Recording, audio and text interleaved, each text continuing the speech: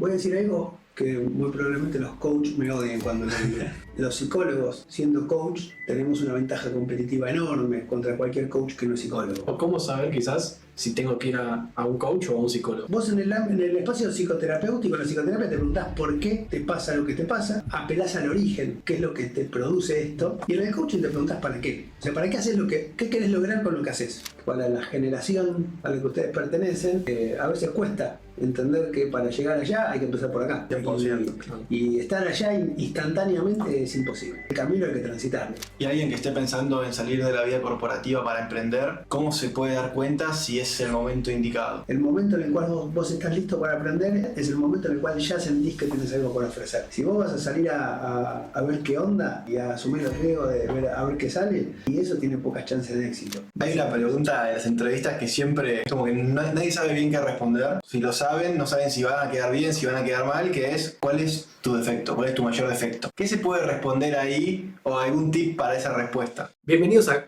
otro capítulo de Conociendo Cracks. Hoy de nuevo tenemos un invitado muy especial y vamos a arrancar directo con el podcast preguntándote ¿por qué la gente debería escuchar este capítulo? ¿Qué crees que se pueden llevar para su vida? Bien, bueno, lo primero que quiero decir es que lo de crack es ambicioso, mucho, pero bueno.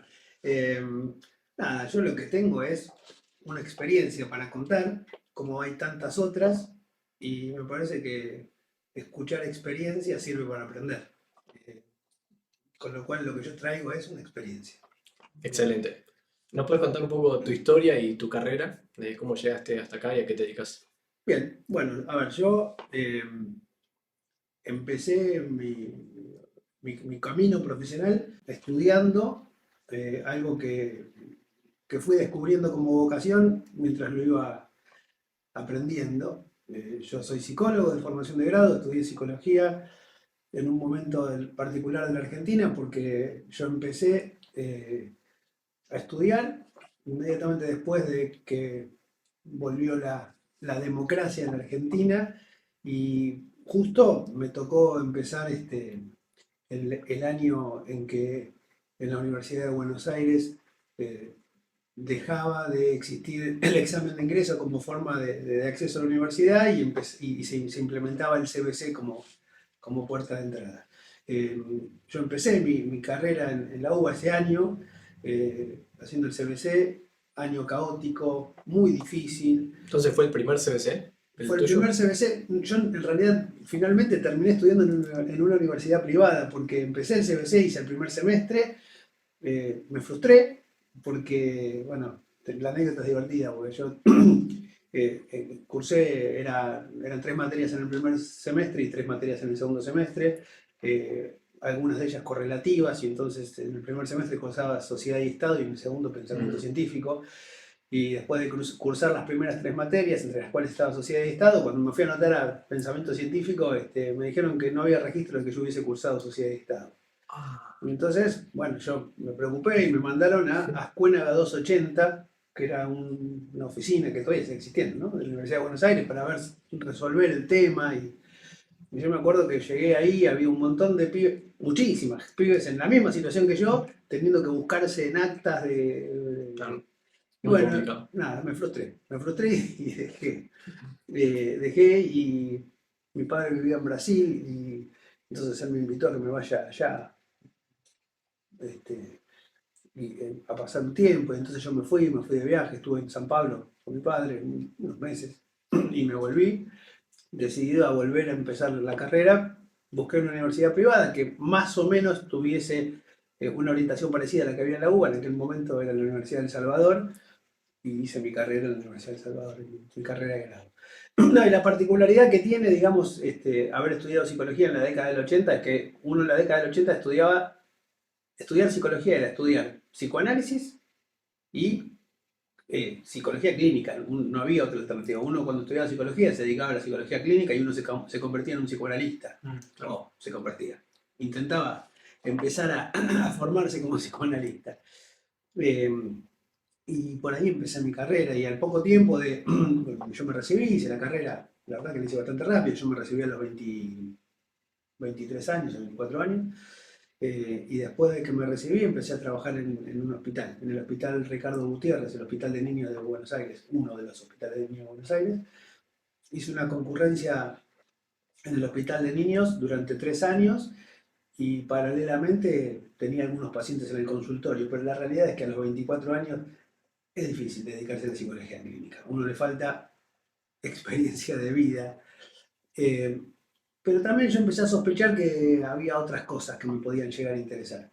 En aquel momento yo había entrado en contacto, no me acuerdo bien cómo, con un colega mucho mayor que yo, que tendría 50 años, yo tendría 25, 24, que se dedicaba a hacer búsquedas para empresas.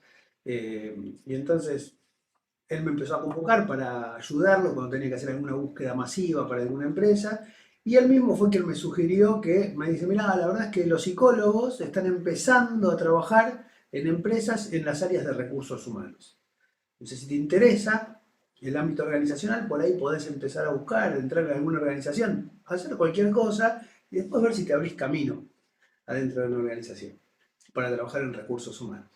Y así fue que empecé a buscar, bueno, ese mismo domingo compré el diario, en aquella época se buscaba trabajo por el diario.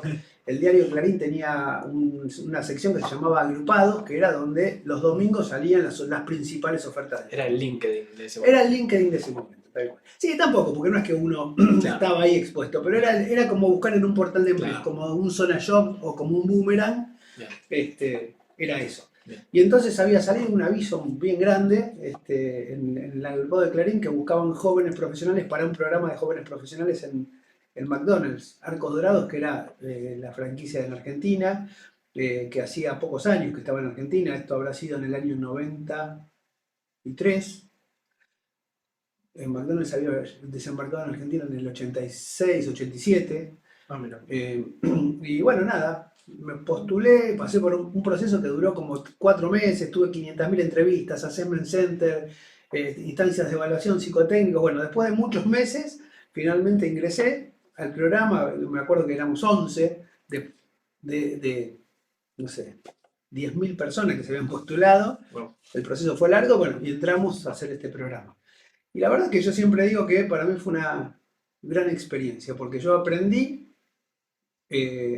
un negocio. El programa de jóvenes profesionales es un programa donde vos ibas a aprender. Básicamente lo que ofrecía el programa es aprender a gestionar una unidad de negocio, un local. ¿Sí? Entonces ellos te enseñaban eso y después, bueno, la carrera la ibas llevando o transitando a medida que ibas creciendo en la organización. El programa, la expectativa del programa es que durara 4 años. Los primeros 2 años eran bien formativos y los últimos 2 eran de experiencia. Entonces empezabas haciendo papas fritas en un local y ibas haciendo la carrera dentro del local hasta que llegabas a ser gerente local. Bien. Esto implicaba un montón no solamente en la práctica en un local, sino mucha formación. De hecho, fui a hacer cursos a Chicago. En McDonald's en Chicago tiene la Hamburger University, que es una universidad donde es una universidad de negocios, aprendés temas de negocio.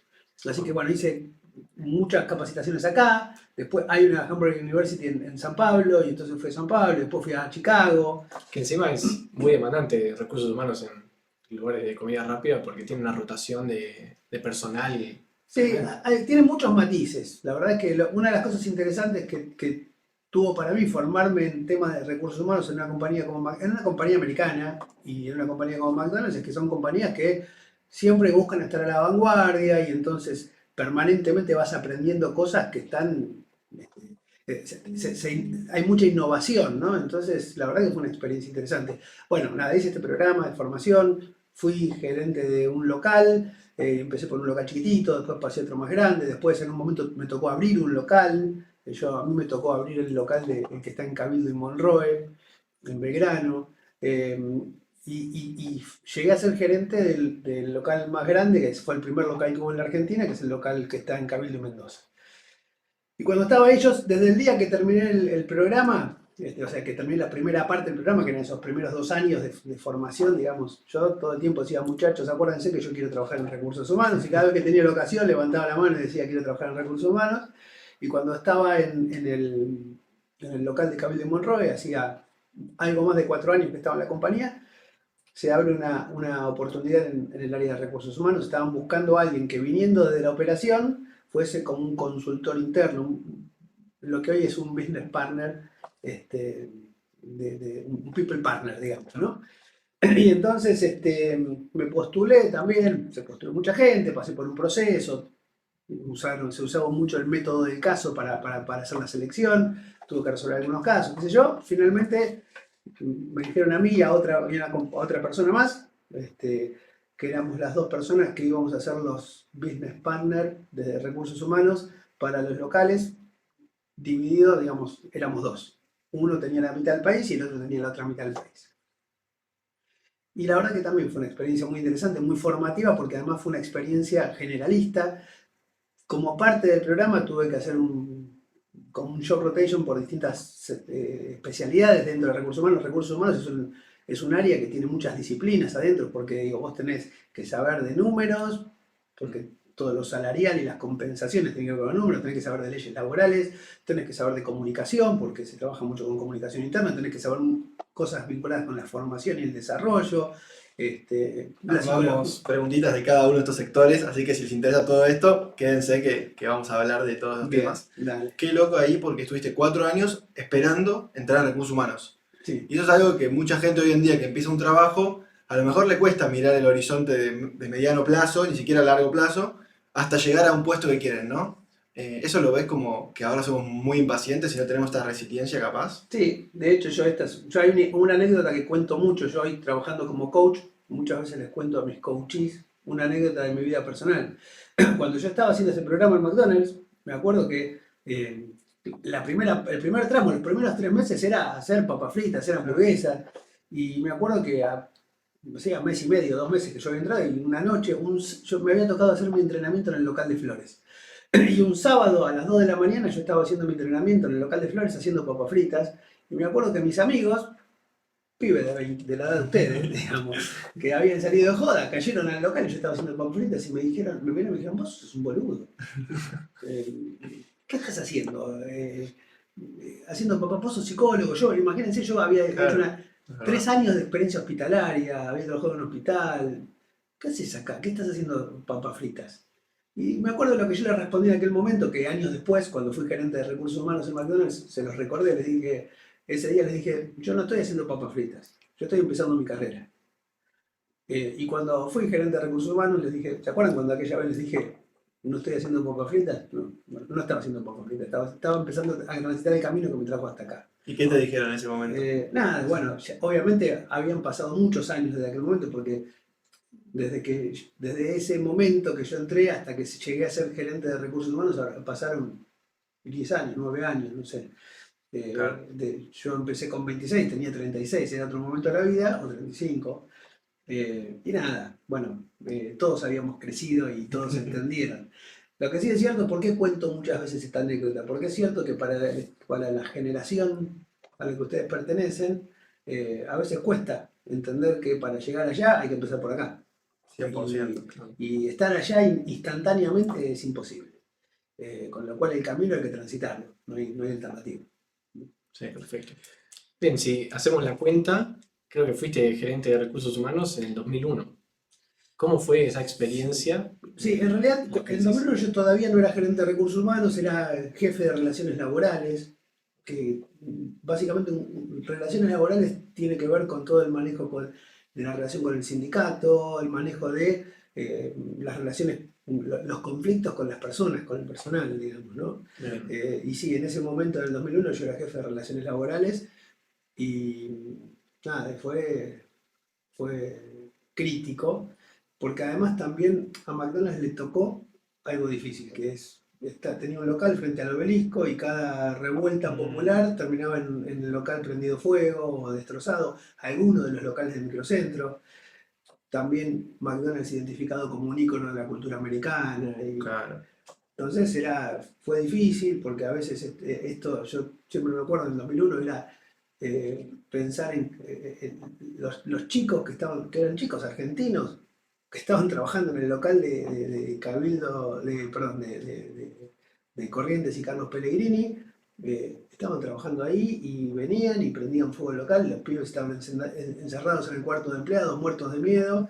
Eh, Fue difícil de gestionar todo eso. Fue Tremendo. un momento muy, muy difícil, la verdad que fue difícil. Y fue difícil lo que vino después, porque después de eso, ustedes piensen que la economía se retrajo tremendamente, hubo que achicar estructuras, hubo que desvincular mucha gente, que en aquel momento yo me acuerdo que yo no estaba muy de acuerdo con esto, ¿no? Yo todavía no estaba en un lugar de toma de decisiones, yo tenía que ejecutar cosas que decidía la compañía y me parecía que echar tanta gente en un momento como ese era muy difícil. La realidad es que lo que pasó es que al poco tiempo estábamos de nuevo saliendo a buscar gente porque, bueno, porque la economía se recompuso y porque hubo que volver a operar y para expandirse. En aquel momento la compañía estaba en expansión, era necesario contratar gente. Así que bueno, tuve que volver a salir a buscar gente. ¿Tenés alguna anécdota de ese periodo así interesante para contar?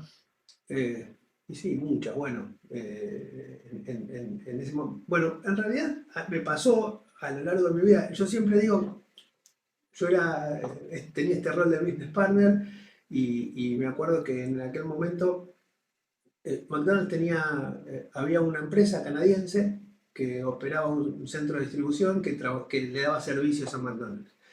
En un momento esta compañía canadiense se va a la Argentina y McDonald's decide comprar el centro de distribución, armar una empresa que se llamó Axis, que creo que todavía existe, se llama Axis, para dar servicio a McDonald's y a otras compañías. Eh, y cuando me ofrecen a mí salir de este rol de business partner, que era un rol generalista, de mucha interacción con la gente, con las personas, pasar a esta posición de jefe de relaciones laborales, que era muy enfocado en temas legales. Yo tenía que aprender la ley de contrato de trabajo, el convenio colectivo de trabajo, la ley de empleo, digamos, eso era, la ley de riesgo de trabajo, y aprender a negociar con sindicatos.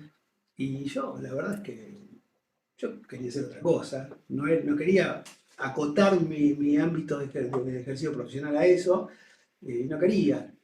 Y me acuerdo que era mi jefe en ese momento, el gerente de recursos humanos en ese momento, me dijo, mira, la verdad que esto es, hay una buena oportunidad de que vos pases a ser jefe de relaciones laborales con el objetivo de que en algún momento esta compañía, Axis, que compra McDonald's, que era el centro de distribución, va a necesitar un gerente de recursos humanos y es importante que el gerente de recursos humanos tenga una fuerte pata en lo que es relaciones laborales. Entonces la experiencia como jefe de relaciones laborales te va a permitir después acceder a esto.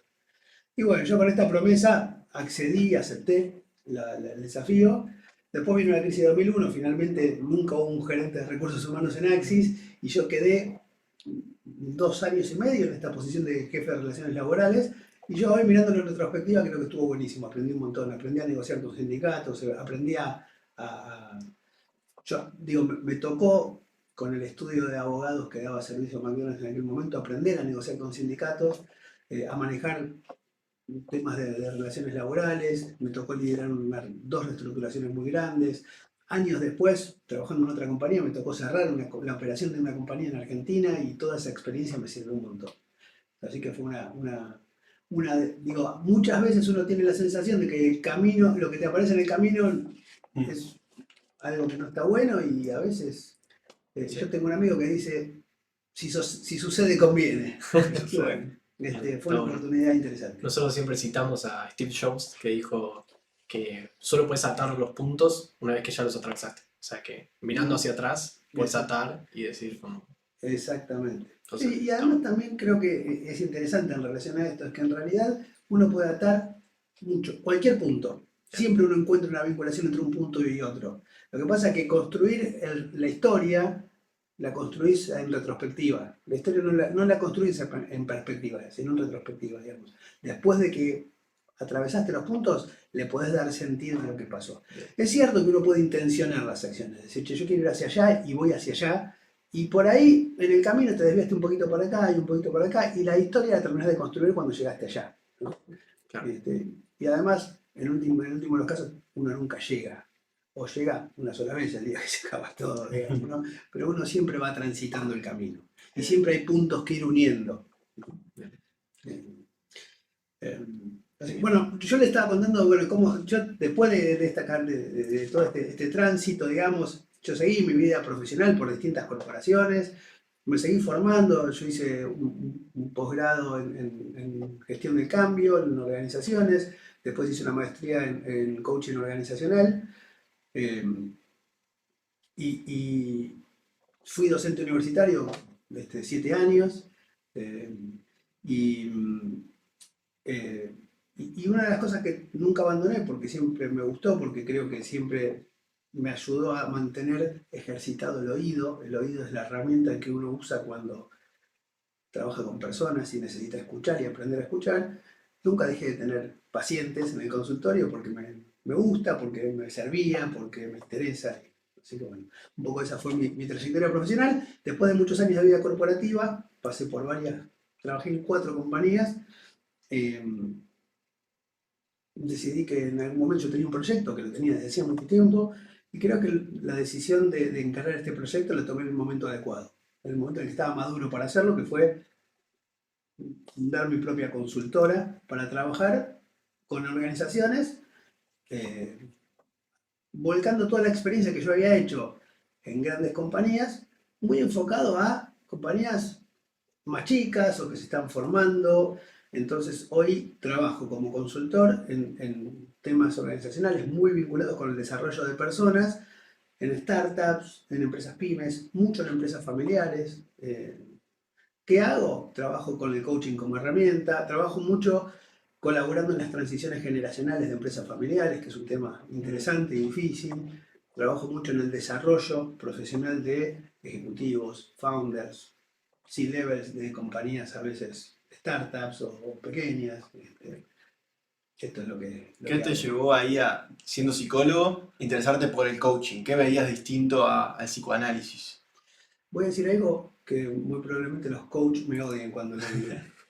Pero la realidad es que yo empecé a ver en algún momento que los psicólogos, hasta por una cuestión de prejuicios, digamos, en la Argentina los psicólogos, hay toda una cuestión de que la psicología, muy vinculada al psicoanálisis, está muy enfocada a lo clínico y como había como cierta subestimación de lo que pasa en el ámbito organizacional. Y entonces, tal vez por este prejuicio, los psicólogos nos perdemos la oportunidad de entrar al ámbito organizacional y trabajar en organizaciones. Y ese espacio apareció el coaching como una herramienta y lo empezó a ocupar el coaching. eh, y la realidad es que yo siempre sentí que el coach intentaba entrar en un terreno que era el terreno de la psicología.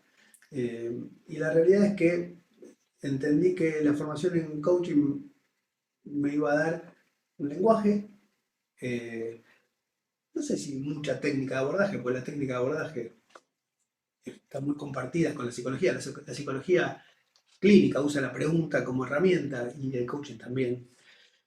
Eh, pero bueno, nada, me pareció que me iba a dar eso y me iba a dar también un título que me iba a hacer más fácil acceder a trabajar en el ámbito organizacional. Por eso, digamos, hice esta formación en coaching y la realidad es que lo que yo hoy les puedo decir, digamos, con el diario del lunes y después de muchos años de ejercicio profesional como coach en organizaciones, es que los psicólogos, siendo coach, tenemos una ventaja competitiva enorme contra cualquier coach que no es psicólogo. Y esto nos da la posibilidad de trabajar con un nivel de profundidad distinto. Muchas veces el terreno de ejercicio del coaching se pisa con el de la psicoterapia. Quien, como en mi caso, también trabajamos como psicoterapeutas, entendemos muy claramente cuál es el límite entre la psicoterapia y el coaching y sabemos cuándo hay que frenar o cuándo no entrar en el terreno de la psicoterapia Bien. en un espacio de coaching. ¿Cuál dirías que es la diferencia entre el coaching y la psicología? ¿O cómo saber quizás si tengo que ir a un coach o a un psicólogo? Mira, el coaching básicamente es ¿qué te preguntas? Vos en el espacio psicoterapéutico, en la psicoterapia te preguntás por qué te pasa lo que te pasa.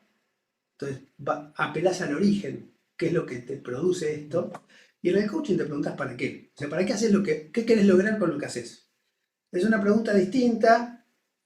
Creo que el coaching está mucho más enfocado a la acción, a diseñar acciones para llegar a algún lugar, para transitar una brecha. A diferencia que en la psicoterapia vos lo que buscas es entender qué es lo que origina o genera intrapsíquicamente una conducta determinada. Ahí también entra lo que es la terapia conductivo-conductual. Claro, la terapia conductiva conductual, a ver, podemos entrar, digamos, en un terreno por ahí que es profundo, pero digo, la terapia conductivo conductual justamente trabaja en lo que tiene que ver con justamente las conductas. ¿Qué produce una conducta determinada? Eh, Hoy, digamos, la terapia cognitivo-conductual básicamente busca encontrar la raíz cognitiva de una conducta. Eh, Otras corrientes van a otros niveles. El psicoanálisis trabaja mucho sobre las estructuras psíquicas que se originan en un momento temprano o que se conforman en un momento temprano de la vida y que determinan y configuran personalidades que tienen determinadas formas de abordar la vida y este, son distintas. Ahora, el coaching toma herramientas, toma herramientas de la psicología, toma herramientas de la filosofía, toma muchas herramientas de las neurociencias también, muchas herramientas de la lingüística. Combina muchas herramientas de estas y bien aplicadas son muy efectivas. La única crítica que yo haría a veces, hay coach que siendo coaches y no siendo psicólogos, trabajan muy bien y lo hacen muy bien y saben cómo aplicar la disciplina muy bien, pero también a veces uno encuentra gente que no tiene muy claro ese límite y se mete en terrenos que no se tienen que meter, y es peligroso también, porque muchas veces no tienen las herramientas para gestionar una situación que a veces es difícil de gestionar. ¿Y cuál sería ese lugar que entran que puede ser medio... Y cuando vos te metés a trabajar desde el coaching, por cuestiones que originan ciertos temas emocionales, cuando vos entras en el terreno de las emociones es difícil. Okay. Cuando vos tocaste algo y disparaste algo, no sabés qué es lo que estás disparando y si vos no tenés herramientas para manejar eso y para trabajar sobre eso, es delicado. En un ámbito terapéutico, un psicólogo que sabe cómo gestionar ese tipo de cosas, lo hace con el cuidado necesario. Muchas veces te encontrás con coaches que se meten en terrenos que no se tienen que meter y que caminan por la cornisa y que incluso a veces generan o desatan situaciones que después no saben cómo manejar. Entonces digo, en esto me parece que es importante ser muy cuidadoso. A mí me pasa mucho cuando yo trabajo como coach, de decirle a un coachee, mira, esto que vos estás trayendo es materia de trabajo de un espacio psicoterapéutico. Si tenés un espacio psicoterapéutico, llévalo ahí, acá no lo vamos a trabajar. Si no lo tenés, te sugiero que lo busques, me parece que sería bueno que lo trabajes en un espacio psicoterapéutico, acá no lo vamos a trabajar. Que en general es esto de cuando vos empezás a tratar de entender una conducta determinada y cómo generar acciones para transformar esa conducta o para llegar a algún lugar determinado, y empezás a hablar de porque mi papá, porque cuando yo era chico, bueno, ahí es donde no nos vamos a meter, no en un espacio de coaching. ¿Sí? Bien, bien. ¿Qué te gusta más a vos hacer personalmente? ¿Coaching o psicología? Son cosas distintas. A ver, yo una cosa que siempre digo es, incluso me ha pasado, gente que empezó haciendo procesos de coaching y que después cambió la demanda y sabiendo que yo soy psicólogo y que hago psicoterapia, me pidieron empezar a hacer un proceso terapéutico y hoy son pacientes. Es distinto, yo trabajo con un tipo de coaching muy... A ver, yo trato de ser muy respetuoso de la demanda de quien me convoca. Quien me convoca para hacer un proceso de coaching, trato de abordar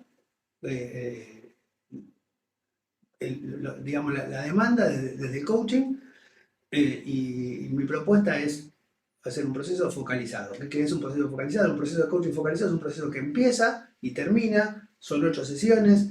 Empezamos con una declaración de brecha, o sea, vine para esto y esto es lo que quiero resolver. Trabajamos durante 8 sesiones diseñando acciones para transitar esa brecha y en la octava sesión hacemos un balance y cerramos el proceso. Salvo que el coachee quiera darle continuidad, entonces renovamos el contrato por X cantidad de sesiones más. En un proceso terapéutico es distinto, vos empezás y no sabés cuándo terminás. ¿Y por qué se debe eso de que nunca sabes cuándo terminas? Porque, digo esto, vos no sabés cuánto tiempo le va a llevar a la persona entrar en las causas, a veces tiene que ver con el nivel de los mecanismos de defensa que operan, la disposición que tiene el paciente para meterse a veces a trabajar en cosas que pueden generar angustia, las resistencias a trabajar sobre esas cosas, digamos. Esto es difícil de prever, entonces vos no sabés cuánto tiempo. puede llevar. Y por otra parte, también siempre hay alguna cosa más. Vos siempre podés tirar de una soguita que te va a sacar otra cosa más para trabajar. Y en esto también, esto tanto en el coaching como en el ámbito psicoterapéutico, yo soy muy respetuoso de lo que el paciente, o en el caso del coaching, lo que el cliente decide y quiere. No nos metemos en los lugares donde no te querés meter, y es una decisión tuya, digo, más allá de que obviamente el camino, el proceso te va llevando a meterte en cosas, pero me ha pasado de gente que me dice, yo no quiero trabajar sobre esto, o Claro. prefiero no entrar acá, y en esto es ser respetuoso también de hasta dónde quiere ir cada individuo en el laburo Perfecto. terapéutico o en el laburo de coaching, ¿no? Hoy viendo hacia atrás tu carrera, si pudieras volver al pasado y hacer algo diferente, no vale decir no haría nada porque eso es lo que me hizo ser quien soy yo y eso, sino como diciendo, imaginándose qué errores considerás que cometiste en tu carrera que después aprendiste que eran de otra forma, ¿qué decisión tomarías? Mira, hay una primera decisión que la tengo muy clara y que tiene que ver también con mi vida personal. Es que tal vez hubiese trabajado menos horas en un momento de mi vida en el cual yo estaba empezando un proyecto de familia y tenía hijas muy chicas y me hubiese encantado dedicarle más tiempo. Y por alguna razón, por estos mandatos, ¿no?, que uno tiene, que trae de antaño, yo siempre le dediqué mucho tiempo al trabajo. No me arrepiento de haber trabajado mucho porque siempre me gustó lo que hice, pero le hubiese dedicado más tiempo a mi familia, a mis hijas. Y después, ¿qué hubiese hecho? También otra de las cosas que también tengo muy claro es que tal vez hubiese salido mucho antes de la vida corporativa y me hubiese dedicado a lo que me dedico ahora, mucho antes, y por temor y por inseguridad me llevó mucho tiempo tomar la decisión. Yo creo que yo estaba listo para esto 10 años antes del momento en que tomé la decisión finalmente. Eh, Y alguien que esté pensando en salir de la vida corporativa para emprender, ¿cómo se puede dar cuenta si es el momento indicado? a ver, lo primero que yo te diría es que para emprender eh, tenés que tener algo que ofrecer. Y eso que ofrecer a veces necesitas adquirirlo, digo. A ver, no quiere decir que vos no puedas emprender y asumir un riesgo y que te salga bien. Pero en general cuando vos ya tenés algo por ofrecer, sobre todo cuando vos, en mi caso particular, que yo me dediqué yo emprendí haciendo consultoría. Si vos no sabes de algo, no tenés nada en qué hacer consultoría, digamos. Si no Claro. vendes humo, está lleno de gente vendiendo humo, ¿eh? Entonces una de las cosas que yo siempre dije y que de hecho es el día de hoy que lo sigo diciendo es, yo no vendo humo. Yo muchas veces me llaman para hacer cosas que yo no sé y digo, no sé, y no me meto en esto. Eh, bueno, de nuevo, para poder emprender tenés que tener algo que ofrecerle a alguien, a algún cliente, a un potencial cliente. Entonces digo, el momento en el cual vos estás listo para aprender, para emprender, es el momento en el cual ya sentís que tenés algo por ofrecer. Si vos vas a salir a ver qué onda y a asumir el riesgo de ver, a ver qué sale, y eso tiene pocas chances de éxito. De hecho, he visto infinidad de gente que ha salido a emprender sin una idea clara, sin un proyecto claro, que fracasás porque cuando vos salís digo, nadie va a comprar algo que no necesita o que no siente que necesita. Entonces, cuando vos no tenés claro qué tenés para ofrecer, es difícil vender algo. El mercado ya de por sí te va a indicar, te va a decir, che, ¿te puedo pagar por este servicio que das vos? O de alguna forma te va a decir o dar una señal de que tenés algo ahí, capaz. Sí, a ver, yo lo que creo es que también cuando uno hace algo en lo cual siente Claro. que sabe hacerlo y que tiene algo para ofrecer, es el momento en el cual empezás a decir, a ver, ¿cuál es la pregunta que uno se hace? Trabajando en la vida corporativa, eh, cuando tenés en mente esto de hacer consultoría, por ejemplo. Cuando empezás a decir, che, esto que yo lo hago en el tiempo en el cual a mí me pagan un salario, ¿qué pasaría si yo lo hago por alguien que me pague por el servicio? Y que de hecho una de las cosas que yo también digo siempre es, ¿qué descubrís cuando empezás a hacer, por ejemplo, consultoría? Es que si lo pensás en términos económicos, podés ganar mucho más dinero haciendo consultoría que trabajando en relación de dependencia. Lo que tiene la relación de dependencia es la estabilidad, la seguridad. También es muy difícil decidir salir de la vida corporativa cuando vos ya llegaste a un lugar en la estructura organizacional donde vos ya tenés unos beneficios que son difíciles de soltar. Tenés el auto, tenés un bono a fin de año que te permite cambiar el auto, o irte de vacaciones, o hacer alguna inversión. Tenés una prepaga que te resuelve las cuestiones médicas tuyas y de tu familia. Entonces, tomar la decisión de salir de ahí con toda esa comodidad y dedicarte a emprender no es fácil. Porque además también uno tiene que aprender otras cosas. Cuando vos emprendés, sabés que vos no tenés una constancia, una estabilidad en tu economía, tenés picos donde vos generás más dinero, momentos donde vos no generás, cuando vos te vas de vacaciones. Si vos haces consultoría, vos sabés que te fuiste de vacaciones y suspendiste tu facturación durante el tiempo que te fuiste de vacaciones, salvo que yo siempre digo que hay una diferencia entre tener un autoempleo o tener una empresa.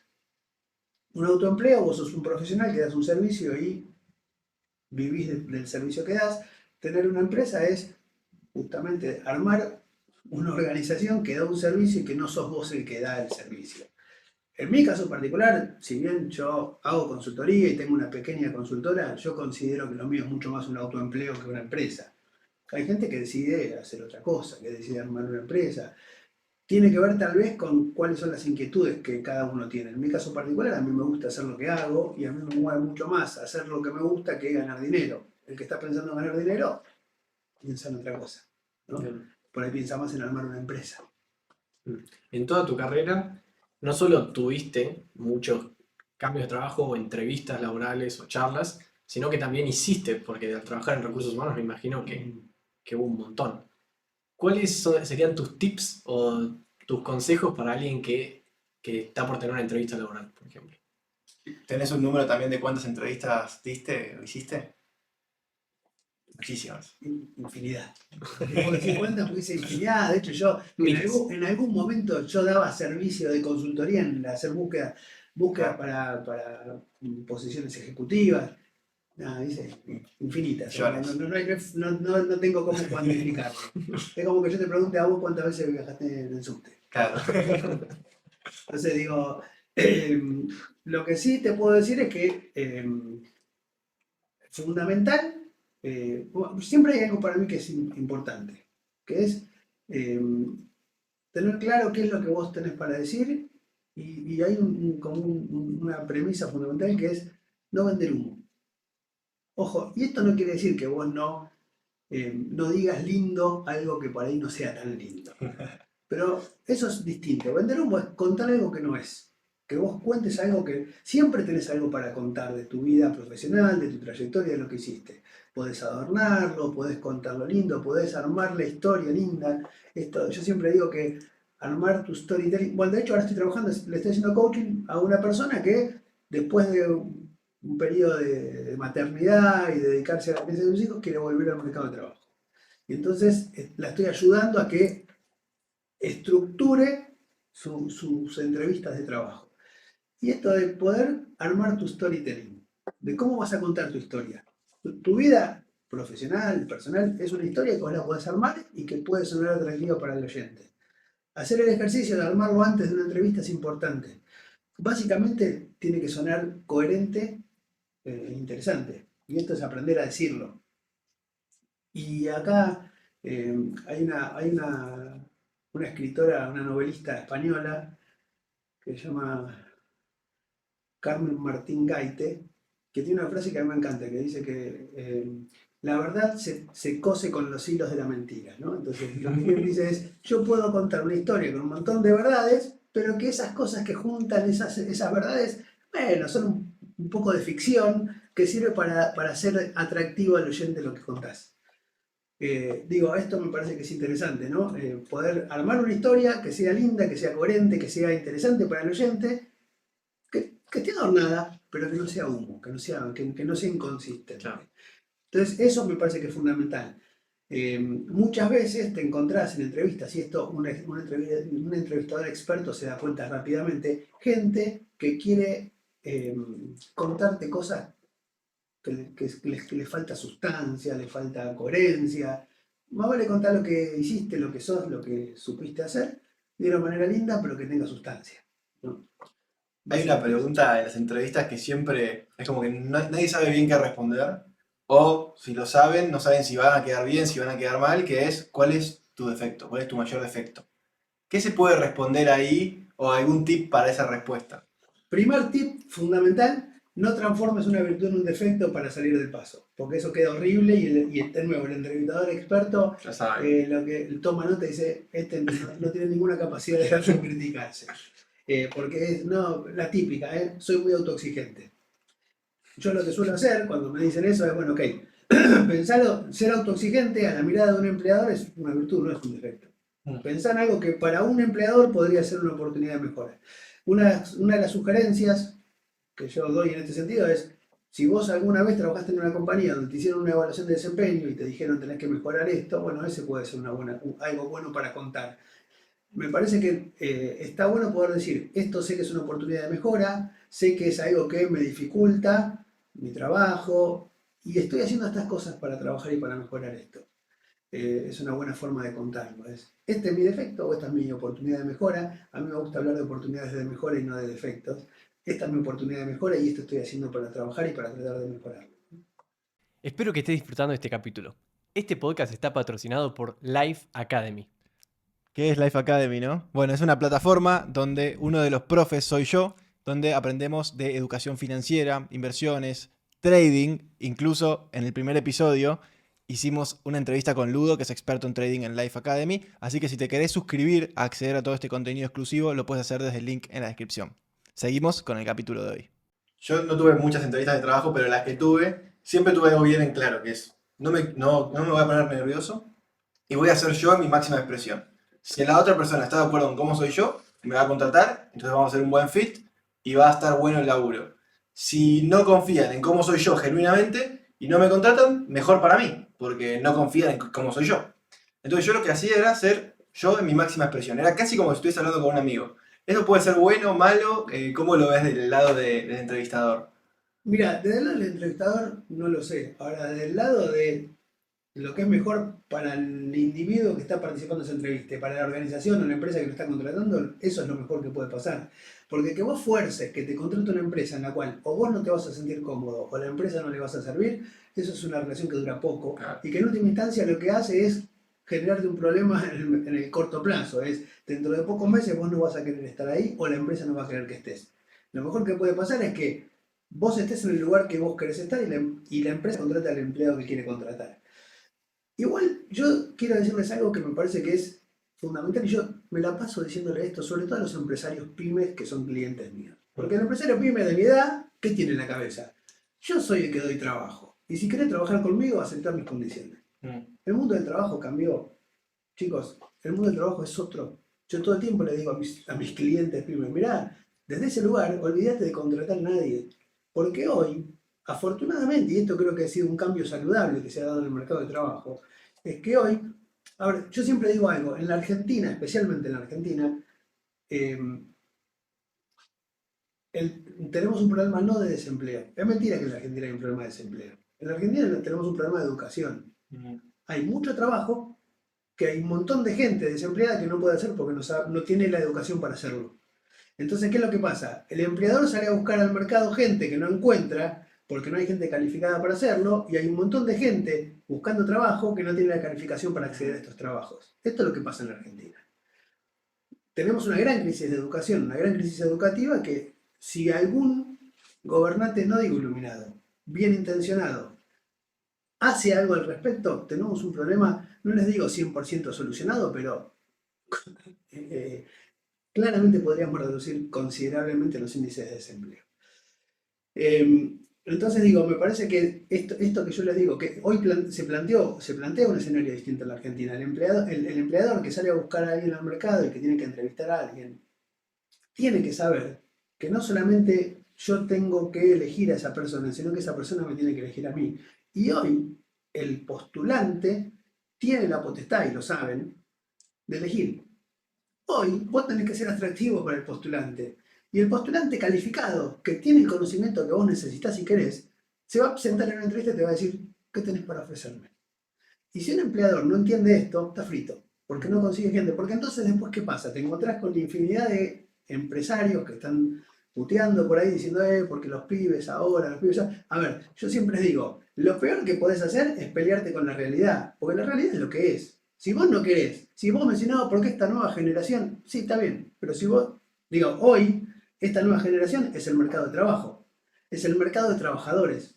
Si vos no te gusta esta generación, está frito porque no podés contratar a nadie. Entonces tenés que aprender que sí, estas nuevas generaciones, por ejemplo, se sientan en una entrevista y te dicen qué tenés para ofrecerme. Es así. Y cuando vos querés imponer tus condiciones y a ese candidato no le gustan o no le interesan tus condiciones, decide ir a otro lado, porque sabe que si no trabaja con vos, puede ir a trabajar a otro lado. Entonces esto me parece que cambió el escenario sustancialmente. Por eso yo siempre digo, esto es algo que yo siempre se los dije a mis hijas y se los digo en general a la generación de ustedes, hoy el mayor capital que puede tener un individuo es lo que mete adentro de su cabeza. Eso no te lo saca nadie, es codiciado, es deseado por cualquier organización y te da vos una posición de libertad que no te va a dar nada. Vos te podés parar frente a un empleador a negociar las condiciones de contratación cuando vos tenés algo para ofrecerle que a ese empleador le interesa mucho. Y eso no es ni más ni menos que conocimiento, no hay otra cosa. ¿Qué diferencias ves entre esta generación que a lo mejor las pymes no pueden ver o no pueden entender frente a las anteriores generaciones? Tanto en requisitos como cómo actúan en el ámbito empresarial, cómo se desempeñan. Bien, a ver, para mí la principal diferencia que hay respecto de lo que... A ver, hoy el empleador de 50 y pico, 40 y pico, 60, vivió un mundo que no es este de hoy. Vivió otro mundo. Las reglas del juego cambiaron. Hoy, un pibe de 25, 26, 30 años cambió su escala de valores. Para mi generación era muy valioso que alguien te diera trabajo y te diera una oportunidad de trabajar. Para ustedes es valioso ser fieles ser fiel a uno mismo, ser leal a uno mismo. Es más importante el proyecto de vida personal que el proyecto organizacional. Entonces uno escucha todo el tiempo empresarios que dicen no, porque no está comprometido con el proyecto organizacional. Y mirá, hasta es sano que alguien esté más comprometido con su propio proyecto que con el proyecto de una organización, que si no es coherente con su propio proyecto, ¿por qué va a sacrificar su proyecto por la organización? Con esto, ojo, no quiero decir que está bien el extremo del individualismo absoluto y donde no me importa nada más que lo que yo quiero hacer. Digo, es cierto que a veces es necesario compatibilizar mis propios intereses con lo que la organización necesita, eso es cierto. Ahora, mira, les voy a contar una anécdota que me pasó esta semana. Voy a ver a un cliente y el cliente estaba muy enojado porque tiene un jefe de logística que después de 15 años de trabajo en la organización, se recibió el año pasado de licenciado en administración y se estaba yendo a trabajar en otra compañía. Está enojadísimo y me decía, yo ya le dije, no saben lo que está haciendo, está cometiendo un grave error. Y entonces yo le hice dos preguntas. Contame, ¿a dónde se va a trabajar y cuánto le van a pagar? ¿Y a qué puesto? Entonces me dice, mira, se está yendo a una empresa que son proveedores nuestros, que le ofrecieron una gerencia, o sea, crecimiento en términos de jerarquía, y le van a pagar más o menos el doble de lo que yo le pago. Y entonces yo le preguntaba, y explícame por qué razón él se quedaría. Yo te diría, si él se queda, si él viene y me cuenta que se queda acá, habiéndole a alguien ofrecido esto, yo le diría, sos un gil. Entonces le digo, explícame por qué. Yo quiero que vos me des una buena razón de por qué se quedaría. Porque vos lo necesitás, porque vos valorás tu compañía. Tu compañía es tu proyecto. Su proyecto es su carrera profesional. Una de las cosas que vos como empleador tenés que entender que tu compañía es tu proyecto. Para un individuo que trabaja en una organización, su capital es su fuerza de trabajo. Y su proyecto es crecer y desarrollarse. ¿Cómo creces vos? Vendiendo más, expandiendo tu organización. ¿Cómo crece un individuo? Así como va a crecer este chico. Entonces, por esa razón es que las organizaciones necesitan trabajar mucho en ofrecer caminos, senderos de carrera, ofrecer caminos de desarrollo, trabajar mucho en cómo a través de la compensación retribuir a los empleados valiosos que vos querés retener para que se queden trabajando en tu organización. Ahora, si vos no haces todo eso y perdés un recurso valioso, y yo no me queda más que decirte, jodete. Si tuvieras presupuesto ilimitado, ¿qué compensaciones serían claves para que se retener el talento?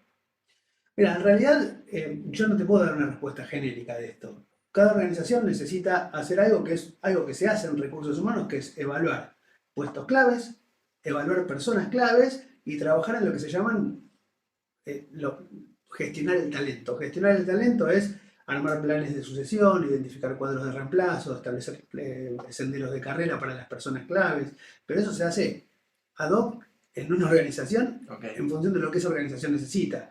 Lo que sí yo te diría es, en general, las personas que tienen un impacto decisivo en lo que es el core business son las personas claves. Los puestos, porque esto es importante, diferenciar un puesto de la persona. El puesto es, si yo tengo un puesto, no sé, ejemplo, yo trabajo mucho con distribuidores. En un distribuidor el core business es lo comercial. Y un comercial, alguien que te gestiona lo comercial, es quien gestiona el core business. Y ahí vos sabés que el que está en una posición, no sé, un gerente comercial, un director comercial, y bueno, ese tipo es clave. Y ese tipo lo tenés que remunerar y generar lo que se llaman programas de retención o barreras de salida altas para que ese tipo se quede y no se vaya porque es alguien clave para tu organización. Salvo que vos digas, la persona que está en un puesto clave no es una persona clave y entonces déjalo ir y busca una persona que esté a la altura de lo que vos necesitas para esa posición. Claro, está buena esa diferencia. Y en compensación, se está viendo ahora, por ejemplo, entro en LinkedIn, me fijo un puesto de trabajo y dice vacaciones ilimitadas, como una oferta al puesto. ¿Cómo funciona eso y cuál es el beneficio? Porque vacaciones ilimitadas, bueno, me voy todo el año de vacaciones, ¿cómo sería? Bueno, pero por eso digo, esto en última instancia tiene que ver con una concepción del trabajo. Se supone que vos vas a contratar a alguien que va a estar comprometido con tu proyecto porque le interesa. Y tiene que ver un poco con, bueno, esta conversación que tuvimos antes de arrancar hoy, que hablábamos de qué pasa cuando vos trabajás de lo que te gusta. Si vos tenés a alguien que está haciendo lo que le gusta, ¿por qué se va a querer ir de vacaciones todo el año? Si lo que está haciendo le gusta. Claro. Y se compromete con el proyecto. Entonces esto también es una forma interesante de pensarlo. Es andar de vacaciones todas las veces que quieras. Lo que va a pasar es que el que está comprometido con el proyecto y le gusta estar ahí, no va a querer irse todo el tiempo de vacaciones. Claro. De hecho, esto fácticamente pasa mucho en las organizaciones. Gente que, por antigüedad en Argentina, ustedes saben que uno acumula vacaciones a medida que va pasando el tiempo. Tenés gente que por ahí tienen, no sé, 35 días de vacaciones y van acumulando vacaciones.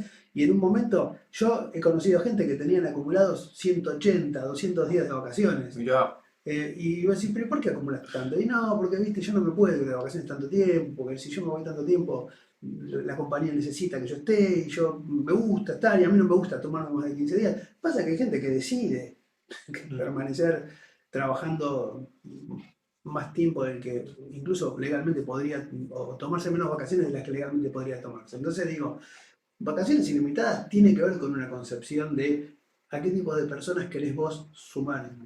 Digo, si vos vas a sumar en una posición clave una persona que querés que se comprometa con el proyecto y que le interese el proyecto, ¿qué te importa cuando se va de vacaciones? También tiene que ver esto con una concepción que hoy está muy instalada y que tiene que ver con este cambio de cabeza de que la gente que trabaja por resultados, no importa si se toma 200 días de vacaciones o 4, lo importante es que logre lo que tiene que lograr en el tiempo que... ¿Crees que tendemos a ir a trabajar por proyectos, por resultados y no tanto por hora? Yo creo que, bueno, yo creo que hay un gran cambio. Incluso el otro día yo tengo un cliente que es un estudio de abogados laboralistas y teníamos esta discusión. Yo le decía al fundador del estudio, le decía, mira, vos tenés que empezar a pensar en que en algunos años más lo que vos hacés va a cambiar sustancialmente porque las leyes van a tener que cambiar, porque el trabajo cambió. Las leyes laborales argentinas son leyes absolutamente anticuadas, anacrónicas, de otro momento, que están muy atravesadas por todo el tema sindical y gremial, donde se concibe el trabajo de una manera en que cada vez funciona. Miren, una discusión que yo muchas veces he tenido es, el trabajo part-time es trabajo precarizado. Es una estupidez. A mí me ha pasado discutir, yo me acuerdo cuando en un momento que era... en una posición de gerente de recursos humanos, discutiendo con el sindicato, esto, y ya hace muchos años de esto, pero ya en aquel momento era así. Mirá, un pibe que está estudiando y que quiere trabajar 4 o 5 horas por día, no es que trabajar part-time es trabajo precarizado. Trabaja part-time porque le sirve, porque le conviene y porque no quiere trabajar más horas. Entonces, que alguien trabaje part-time, llamar al trabajo part-time trabajo precarizado es un absurdo, es anacrónico. Bueno, ¿qué está pasando con el mundo del trabajo? está cambiando de tal manera que las leyes van a tener que cambiar. ¿Qué cosas? Les voy a nombrar algunas cosas que cambian. Si hoy el presidente te pone a cargo de la reforma laboral que hay que hacer en Argentina, ¿qué es lo que harías? Tal vez sería un poco ambicioso estar a cargo de la reforma laboral no siendo abogado, pero sí te diría que hay algunas cosas que consideraría. Primero, que la jornada de trabajo esté pautada por ley no tiene sentido. No tiene sentido. Hoy es cierto que eso sirvió para regular el trabajo en un momento en el cual el empleador, porque digo, las leyes de trabajo en la Argentina son como son, porque yo siempre digo esto, no es que las leyes de trabajo en Argentina protegen al empleado porque sí. Protegen al empleado porque en algún momento el empleador se abusaba y entonces hacía falta una instancia que cuide al empleado. Los sindicatos, los convenios colectivos, las leyes. Claro, ahora pasa que si se abusan, el empleado, si es bueno y tiene la capacidad necesaria, se va a otra empresa. Se va a y otra listo. empresa. Hoy las empresas trabajan por hacer cosas para que el empleado no se vaya, para retenerlo, para que quiera trabajar acá. Entonces ya no hace falta cuidar al empleado como sí lo hacían las leyes hace 50 años atrás o 40 años atrás. Hoy, si vos no cuidás a tu empleado se va. El tema es que eso pasa en todos los empleados o solamente en los altamente capacitados. Y esto pasa, a ver, lo que sí pasa es que el trabajo, hay un libro muy interesante que se llama La empresa emergente, de un autor chileno que se llama Rafael Echeverría, que habla justamente de cómo se transformó el mundo del trabajo a lo largo de los años. Entonces empieza hablando del taylorismo, del fordismo, donde el trabajo era el trabajo manual y donde la productividad se medía por una ecuación de movimiento sobre tiempo. Lo que dice Echeverría es que con la industrialización y con la tecnología, el trabajo humano dejó de ser trabajo manual y pasó a ser trabajo de conocimiento. Y la productividad del trabajo se mide por la efectividad de la palabra. O sea, Mirá. la clave de la productividad es la palabra. Si vos lo que decís ocurre, sos productivo. Mirá, qué bueno. Es interesante, te lo recomiendo, es un libro cortito, se lee fácil, es interesante. Y habla mucho de cómo las competencias conversacionales son claves para trabajar hoy. Entonces yo lo que les decía es... Volviendo ahí a la reforma laboral. Volviendo a la reforma laboral, digo, es que es cierto que, bueno, a ver, en una línea de producción, en una planta productiva, hay cierto tipo de trabajos que no está mal que estén regulados por la actual ley de contrato de trabajo, tal como está concebida hoy, pero que en el futuro van a tener que cambiar estas cosas, jornada de trabajo, vacaciones. Después otra de las cosas que también pasan es que con la globalización y con la tecnología, las barreras, los límites de los países, en lo que a trabajo respecta, desaparecieron. Cualquiera trabaja para cualquiera en cualquier parte del mundo, no importa dónde estés sentado. Y entonces hoy lo que te pasa, esto tiene impactos impositivos. Hoy alguien trabaja acá para alguien que, no sé, que está en Estados Unidos o en Europa y fíjense, miren lo que yo digo siempre, las estadísticas de desempleo. Son mentirosas las estadísticas de desempleo. El pibe que labura sentado en su casa para una empresa en Estados Unidos y le pagan en una cuenta en Estados Unidos es un desempleado. Claro. Mentira que es un desempleado, es un asalariado que gasta su dinero acá o parte de su dinero acá. Y eso no está en ninguna estadística. A veces podría incluir eso con alguna reforma. Claro, y ahí yo creo que esto en algún momento, y de hecho hay iniciativas de algunos países donde se está empezando a pensar en cómo empezar a regular estas cuestiones o a pensar en otras formas de manejar estas cosas, ¿no? Tal vez haya que pensar en cómo, si los países necesitan que las personas no tributen por su trabajo, sino que tributen de otras maneras. Digo, cosas que habría que pensar. Digo, yo siempre digo, viste que uno escucha mucho comentario típico en Buenos Aires. Che, ¿dónde está el desempleo? Vos vas a los bares, a los restaurantes, están llenos de gente. Claro, están llenos de gente que labura y que en las estadísticas de desempleo son desempleados, pero que en realidad que laburan para afuera y que tienen un muy buen ingreso y que tienen la posibilidad de... Y que incluso hasta, digo, uno se pregunta, che, ¿y el país, el gobierno, por qué no... no sé, no controla estas cosas? ¿Por qué le sirve? Porque claro que a cualquier gobierno le sirve que alguien gane dinero afuera y lo gaste acá. Claro. Eso es un buen negocio. Claro. Justamente en un momento en el cual lo que se quiere es contener la fuga de dinero hacia el exterior, que entre dinero del exterior hacia acá, estimula el mercado interno y obviamente mejora la economía local. Entonces digo, por eso digo que muchas veces El otro día discutía con mi madre que tiene 85 años y ella, claro, ella ve la televisión y ella cree que lo que dicen los medios es lo que es. Y yo le decía, mira, no, lo que dicen los medios dicen, depende de quién les pague, el salario, el periodista dice lo que tiene que decir, digo, vos no podés creer todo lo que dicen en la tele. Pero el argumento de ella es, no, lo dijeron en la tele. Entonces, por eso digo que me parece que es importante también, bueno, esto, a veces si uno mira su entorno y mira la realidad, entiende mucho mejor lo que pasa que por lo que dice una red social o lo que dice un medio, digamos, ¿no? Claro. Entonces digo de nuevo, yo creo que todo, pensando en este tema del cambio del mundo del trabajo, el mundo del trabajo cambió. Hoy ya la gente no quiere entrar en una empresa y trabajar toda la vida. Miren, un parámetro que cambió sustancialmente para mi generación, estar 10, 15 años en una empresa era algo que hablaba bien de vos. Hoy, para cualquier pibe de la generación de ustedes, estar 3 años en una empresa y ya debería ir cambiando porque no está bien visto. Entonces, ¿qué pasa? El que te entrevista, si tienes 50 años, lo que busca es que vos tengas poca rotación. Esto pasa todo el tiempo. Estas son discusiones que yo tengo todo el tiempo. Vos tenés el tipo, el empresario pyme en general, lo que te pasa con el empresariado pyme en Argentina, sobre todo la generación, mi generación, son dinosaurios que no entienden lo que pasó en el mundo del trabajo. Entonces, dicen, no, porque yo quiero encontrar un tipo que tenga poca rotación. Digo, mira, ¿de qué edad? De 35 años. Olvídate, no hay un tipo de 35 años que haya trabajado desde los 20 hasta ahora en la misma compañía. No hay. Bien. Entonces, esas son cosas que cambiaron y cambiaron las Hay una competencias. clara diferencia entonces a veces entre lo que busca el empleador y lo que busca el empleado. ¿Cómo recomendarías entonces a alguien que está buscando trabajo hoy, nada, poder darse a entender con el empleador o darse a conocer también? Porque hay veces que hay trabajos que ves en LinkedIn y aplicaron 2.000 personas. ¿Cómo puedo hacer para destacar y... Bueno, a ver, yo te diría, hay muchas cosas. Cuando uno habla de empleo de una manera genérica, uno está metiendo en una bolsa una heterogeneidad, digamos, de empresas y de tipo de empleo enorme. Entonces digo, no es lo mismo la empresa pymes. Ustedes piensen que en la Argentina el 80% de las empresas son pymes, con lo cual la mayoría del empleo formal está en las empresas pymes. Entonces digo, no es lo mismo aplicar a una empresa pymes que aplicar a una empresa multinacional que aplicar a una startup. Digo, son mundos distintos que buscan cosas distintas y que te van a destacar cosas distintas. Entonces, de nuevo, si vos vas a ir a trabajar en una empresa pyme, tenés que mostrar cosas distintas que vas a tener que mostrar en una multi o que vas a tener que mostrar en una startup. Es difícil que yo te pueda dar una respuesta única. Bien. ¿No?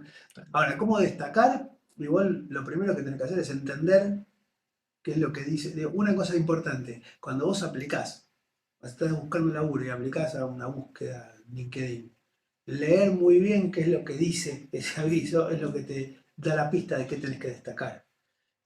Porque en general cuando se publica se abre, digamos, una búsqueda en cualquier medio, LinkedIn hoy es lo más habitual, bueno, ahí tenés la pista de qué tenés que decir, Claro.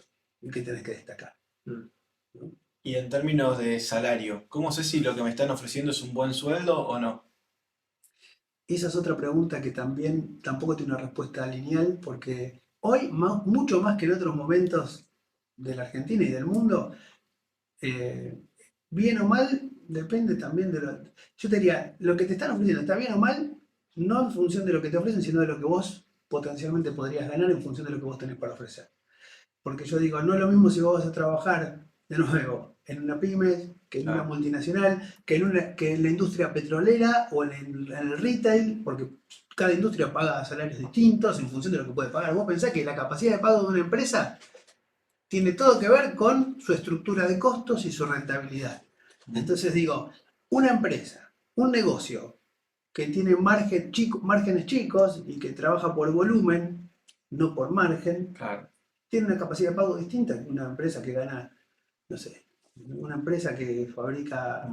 Entonces ahí si somos nerds podemos buscar si es una empresa cotizada, podemos ver los márgenes. Si es una startup podemos ver si tiene ronda de financiamiento. Claro. Si es una pyme tenemos que ver la trayectoria, qué tanto vende.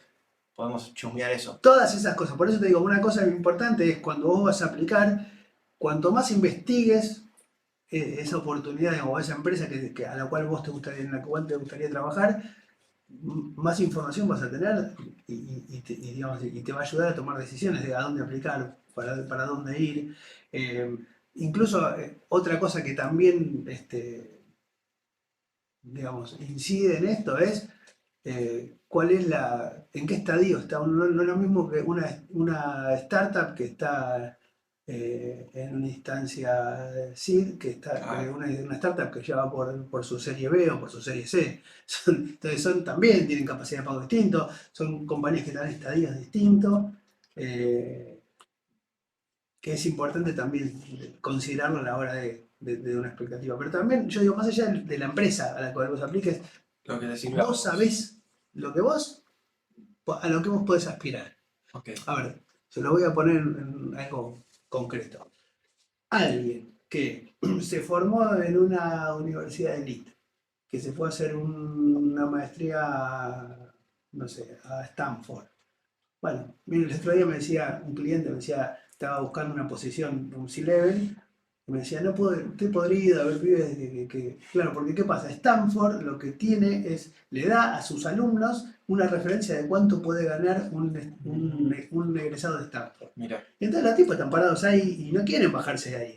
Claro. Yo estoy podrido de ver tipos que vienen de Stanford y que te dicen, yo quiero ganar, no sé, $50.000. Mira, yo no te voy a pagar, anda a buscar otro lado, digamos, ¿no? Claro. Entonces, digo, también vos sabés qué tenés y qué le podés ofrecer al mercado. Depende de tu experiencia, del estadio que estés en tu carrera, de qué formación tengas, de dónde te has formado, de hoy, un tema fundamental. No es lo mismo si vos sos bilingüe que si manejás más o menos bien el inglés que si no hablas inglés. O que hablas 3 idiomas. Pero estas son cosas que hoy, en un mundo globalizado, el manejar por lo menos el inglés es un requisito, algo que te da una enorme ventaja competitiva para mi generación. Hoy es un commodity. Hoy, si no hablas inglés, olvídate de trabajar en una compañía multinacional, no tenés posibilidades, o en una startup, no tenés posibilidades. Claro. Un momento muy difícil en la vida laboral es pedir un aumento. ¿Qué aconsejarías a alguien para pedir un aumento salarial? Mira, lo primero que se me ocurre decirte es que si vos trabajás en una compañía donde vos tenés que ir a pedir un aumento, tal vez no sea la mejor compañía en la que vos podrías trabajar. Porque las compañías que gestionan sus compensaciones hacen que nunca necesites ir a pedir un aumento. ¿Sí? Yo te diría, es más probable que vos sí vayas a hablar con tu jefe acerca de cuáles son tus oportunidades de carrera y de crecimiento. Pero una compañía que gestiona bien sus compensaciones, en general no hace falta que vayas a pedirlo. Ahora, si vos te encontrás en la situación de tener que pedir aumento y lo querés hacer, está bueno que te informes de cuánto paga el mercado a una posición en la que estás vos, en el estadio profesional en el que estás vos. Y acá esto es importante también, porque esto también pasa mucho, ¿no? El mercado, yo estoy muy, muy por debajo de lo que paga el mercado. Para el mercado, una cosa es el promedio general de mercado y otra cosa es que vos mires la industria donde vos trabajás. Esto que les decía recién. Si alguien que trabaja en consumo masivo se quiere comparar con alguien que trabaja en la industria petrolera, y claro que va a estar por debajo del percentil 25 de lo que paga el mercado. Ahora, vos tenés que saber que una compañía de determinada industria paga determinados salarios y si eventualmente vos sentís que estás por debajo y acá hay muchas variables que juegan. Que una organización esté dispuesta a pagarte mejor tiene que ver con qué intenciones tiene de retenerte, qué potencial te ve, qué tan buena es tu performance. Hay un montón de variables que juegan ahí, ¿no? ¿Cuáles considerás que son, a la hora de contratar gente, viéndolo desde el otro punto de vista, lo que hoy se suele denominar red flags, que son como... sí, red flags. ¿Cuáles considerás que son, cuando vas a contratar a alguien, algo que decís, esto, no sé si se puede por hablar, acá. no sé si se puede hablar de eso, pero decir, no, esto no es por acá, este entrevistado ya como que está descartado? No, a ver, yo qué te diría es, igual cada vez más te encontrás con gente que va a las entrevistas y sabe qué decir y qué no decir, pero digo, alguien, por ejemplo, que cambia de trabajo todos los años y cada vez que se va a un trabajo se va porque su jefe no lo trataba bien o porque su jefe no lo entendía o porque tuvo desacuerdos con su jefe o porque, digo, a veces cuando vos encontrás una constante en las razones de, por eso es importante, y esto un buen entrevistador lo sabe hacer también, es preguntar por qué te fuiste de este empleo.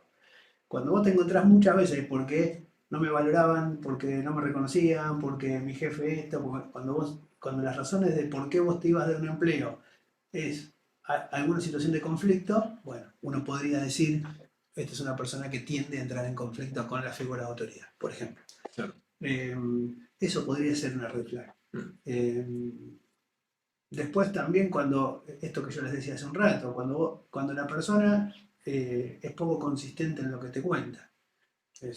Contame qué hacías acá. Bueno, hacía tal cosa, pero a ver, dame detalles, profundizar. Y no te sabe contar qué es lo que hacía. Bueno, eso es otra red flag. Básicamente estas cosas. Después, bueno, otra importante también me parece es entender las razones por las cuales la persona quiere cambiar de trabajo o se interesa por la oferta que vos estás haciendo. Digo, cuando alguien solamente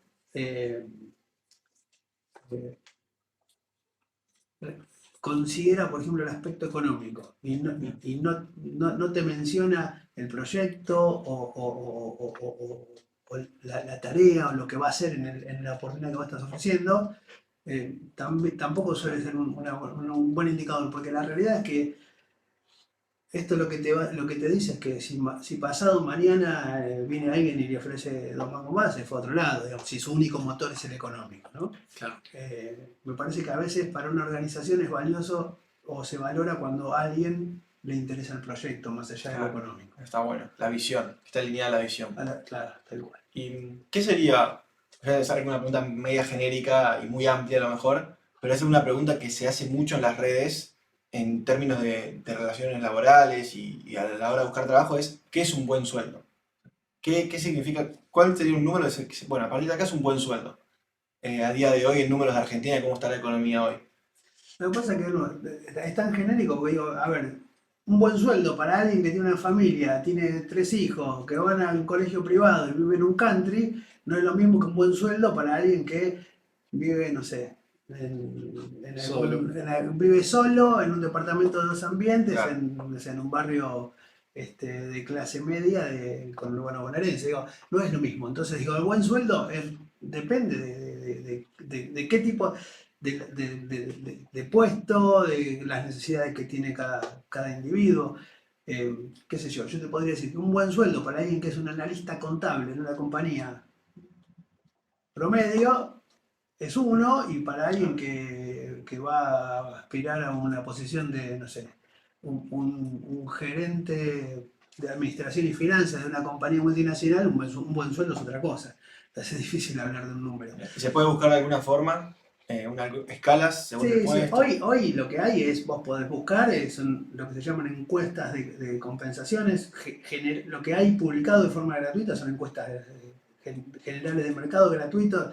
Ejemplo, no sé, Michael Page o Price te publican encuestas de compensaciones gratuitas que son encuestas generales de mercado. ¿Qué es lo que tienen eso? Es que ahí te meten en la bolsa de todo y entonces eso te promedia y es un promedio más o menos. Okay. Pero si vos querés algo orientativo, ahí podés encontrar. Buscar una encuesta general de mercado, del mercado argentino, o si querés buscar en el exterior, hay páginas a veces que publican. En Estados Unidos hay varias páginas que te publican cuáles son los salarios promedios de mercado. Entonces buscas esa información. Hoy en las redes tenés todo disponible y podés tener información muy genérica. Hay algunas. En Estados Unidos también encontrás a veces por industrias, por tipo de industrias, podés encontrar. Cuando hoy en día casi todas las ofertas laborales piden experiencia laboral, ¿cómo le recomendarías a alguien que está buscando su primer trabajo? Terminó, bueno, digamos, la universidad, tiene que buscar su primer trabajo. O incluso terminó el secundario, por ejemplo. Alguien que quiere... Mira, hoy afortunadamente cada vez más hay una herramienta para hacer esa primera experiencia, que son los programas de pasantías. Hoy cada vez más compañías tienen programas de pasantías, cada vez más universidades tienen alianzas con empresas que ofrecen programas de pasantía, y la pasantía es la puerta de entrada al mercado de trabajo. digo, esto hace 30 años atrás o 20 años atrás no existía. Entonces, me parece que esto es una buena oportunidad. A veces aplicar un programa Bien, de para pasantías aprovechar. es una buena forma de entrar al mercado de trabajo. Genial. Y si no, la otra es que esta es otra de las cosas que yo digo siempre, muchas veces para alguien que está empezando, a veces empezar a hacer un trabajo, aunque sea un trabajo muy básico, con tu primo, tu tío, tu vecino o alguien que te ofrece hacer una tarea muy operativa que por ahí vos sentís que estás sobrecalificado para hacerla. La hamburguesa de McDonald's. La hamburguesa de McDonald's, tal cual. Pero por ejemplo, miren, esto es algo que yo siempre, de hecho hay alguna nota que me hicieron o en La Nación o en Infobae, cuando yo trabajaba en McDonald's, hace 20 años de esto, donde yo siempre decía que lo que le daban en aquel momento, hoy creo que cambió, pero en aquel momento un pibe que trabajaba en McDonald's tenía su primera experiencia de trabajo en un ámbito donde el pibe aprendía pautas, aprendía a cumplir con reglamentos, con horarios, a tener un jefe, a tener compañeros de trabajo, digo, aprendía algo del mundo del trabajo que para cualquier empleador, alguien que venía de McDonald's con esa experiencia le servía. Era una muy buena puerta de acceso al mercado de trabajo, por ejemplo, en aquel momento. No sé hoy. Yo ahora eso lo veo en las Big Four. Claro. Veo que es el puntapié inicial y que cualquier persona que está estudiando alguna carrera más económica o más empresarial puede tener en su primera... Sí, sí, las Big Four son, de hecho, ellos saben que cualquier pibe que entra, Price o Ernst & Young o cualquiera de estas, el pibe entra, empieza como junior, semi-senior, senior, y un día tenés uno que llega a ser manager y después 20 que se fueron a trabajar en un cliente. Claro. Está pensado para que así sea. Supongamos que Santi y yo nos va muy bien en el podcast, en Conociendo Cracks, tenemos que contratar 10 personas de repente. ¿Qué consejo nos darías? Bueno, a ver, acá yo le diría, podría darles infinidad de consejos y dependiendo también de qué busquen. Ahora, yo digo, una de las cosas es, yo siempre digo que para quien sale a buscar gente al mercado, el puntapié inicial que te puede ayudar a tener éxito o te va a llevar a fracasar es cómo vos abrís la oferta al mercado y en dónde. Lo primero que vos tenés que saber es quién es tu público target y dónde vas a encontrar ese público target. Entonces, si yo voy a buscar gente por un medio a través del cual no voy a llegar a esa gente, tengo fracaso asegurado. Si el mensaje que yo digo no atrae a esa gente que yo quiero atraer, tengo fracaso asegurado. Y viceversa, ¿no? Si yo busco el medio adecuado, si yo doy el mensaje adecuado. Entonces, ¿a quién le quieres hablar? Tenés que tener claro a quién le estás hablando. Y cuando vos tenés claro a quién le estás hablando, tenés que buscar el canal adecuado y el mensaje adecuado. Eso es, te diría, lo que se llama técnicamente el reclutamiento. Cuando vos reclutás, tenés que saber por qué medio vas a difundir la propuesta y qué mensaje vas a dar. Y después, obviamente, de esa base de gente que a vos te llega, digo yo, si vos tenés éxito en eso, lo que vos vas a estar es pescando en un lugar donde hay los peces que vos querés pescar. Si vos vas a pescar, no sé, tiburones a la laguna, bueno, en la laguna no hay tiburones. Con lo cual, lo que tenés que hacer es asegurarte de armarte un océano donde están los peces que vos querés pescar. Para eso tenés que buscarlos en los lugares adecuados y usando el mensaje adecuado. Me imagino que no es lo mismo buscar a un contador o un abogado para que te maneje los impuestos con mucha experiencia que a un diseñador gráfico moderno que use inteligencia artificial. O sea, es totalmente diferente. Obviamente, hoy las empresas, sobre todo las empresas que tienen recursos para hacerlo, en general lo que hacen es buscar, le voy a poner un ejemplo clásico del mercado. Techint, que es la empresa o el grupo empresario que por excelencia busca ingenieros, ¿a dónde los va a buscar? Los va a buscar a las universidades donde hay ingenieros y especialmente, y eligen a los mejores ingenieros que hay en esas universidades, digo, la Universidad de Buenos Aires, la UTN, el ITBA, por mencionar también alguna privada, donde están los mejores ingenieros y eligen la elite. Y hay una estrategia fundamental acá que les permite elegir la elite, que es un trabajo de reclutamiento, que es lo primero que hay que hacer, que es lo que se llama construir imagen de marca empleadora. Cuando vos sos una marca empleadora atractiva, hoy cualquier ingeniero que se reciba en cualquier universidad, si viene Techint y le ofrece trabajo, se tira en palomita. Claro. Porque sabe que Techint lo va a formar, lo va a desarrollar y lo va a poner en una vidriera que le va a permitir acceder a cualquier trabajo que quiera acceder en su vida profesional. Entonces digo, para un empleador construir imagen de marca empleadora es clave, es el primer paso para ayudar al éxito en el reclutamiento. Porque después vos basta decir, che, estoy buscando gente para que esos candidatos que vos querés vengan. Y de ahí vas a elegir la crema. ¿Sí? Muchas empresas que no entienden esto, a veces dicen, che, ¿por qué? ¿Por qué no puedo encontrar gente que yo necesito?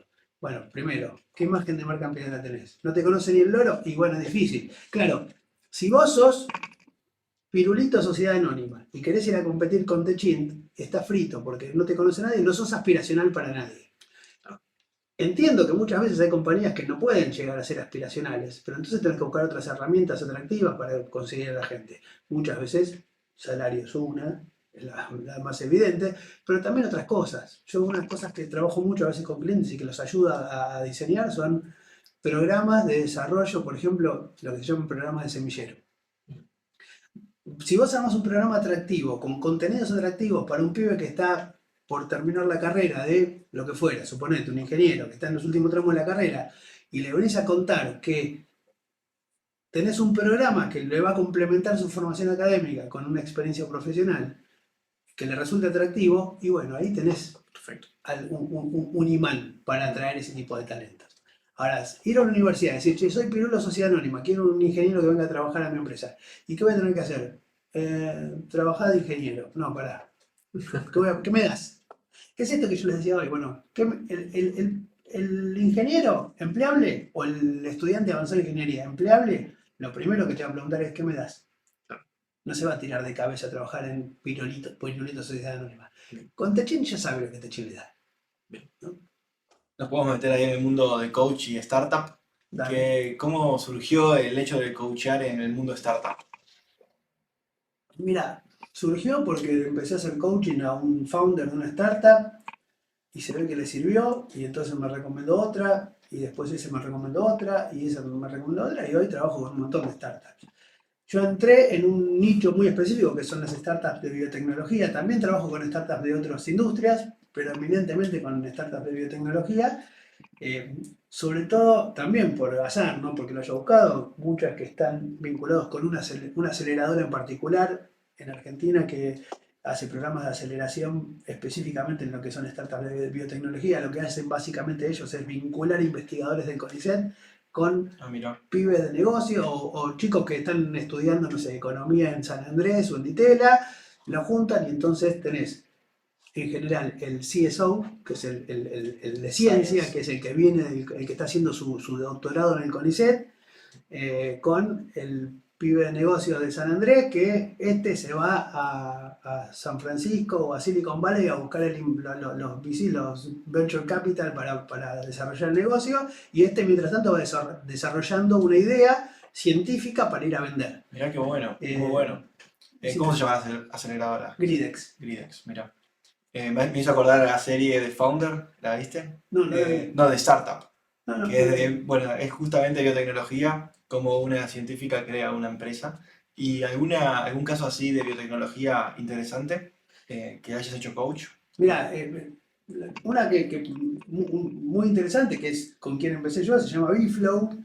Yo empecé haciendo coaching a Matías Biel, que es su fundador y actual CEO de la compañía, que vive en Los Ángeles.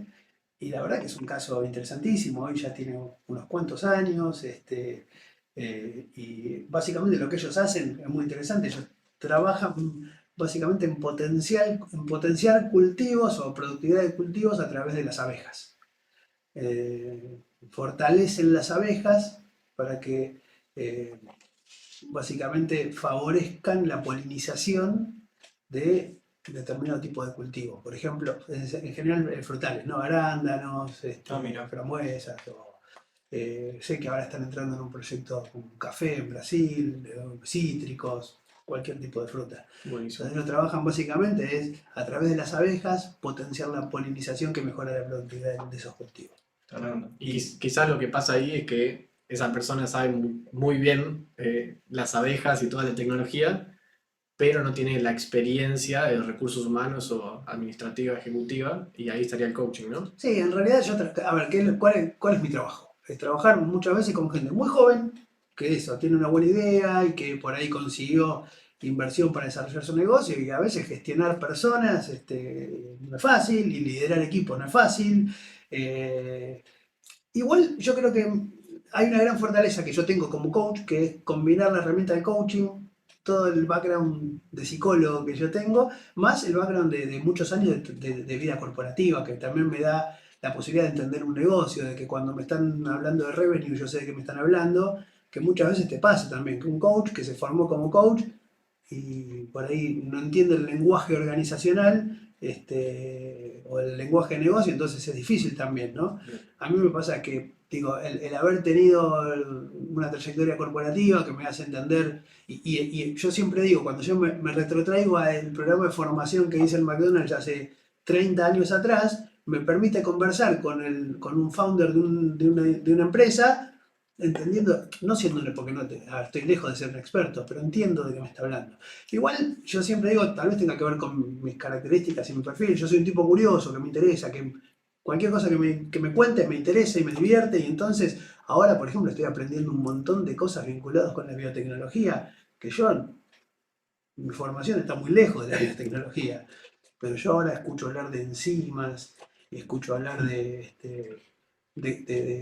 cosas que no tenía ni idea y ahora entonces voy entendiendo cómo se construye, cómo se hace diseño de determinado tipo de, de cosas, digamos, en biotecnología que yo hace un tiempo atrás no sabía ni que existían, ¿no? Bien. Eh, Puedo asumir casi que el consejo principal de esta entrevista es capacitarse y educarse lo máximo posible. Miren, yo digo, si vos, si tu capital, es decir, excepto que seas millonario, y entonces yo siempre digo, vos, hay tres grupos de personas. El que es millonario y entonces hace lo que quiere y no tiene que pensar en cómo subsistir de eso que hace, y que es un grupo muy reducido. Otro grupo de personas que es la gente pobre que hace lo que puede y que no elige de qué trabajar, trabaja de lo que puede trabajar. Y una franja con muchos matices que es la clase media a la cual yo pertenezco, y es que podemos hacer lo que queremos, pero que para poder hacerlo tenemos que remar y esforzarnos. Entonces la herramienta primordial que tenemos, quienes somos clase media, para poder desarrollarnos profesionalmente e incluso generar ingresos y vivir bien, es el conocimiento.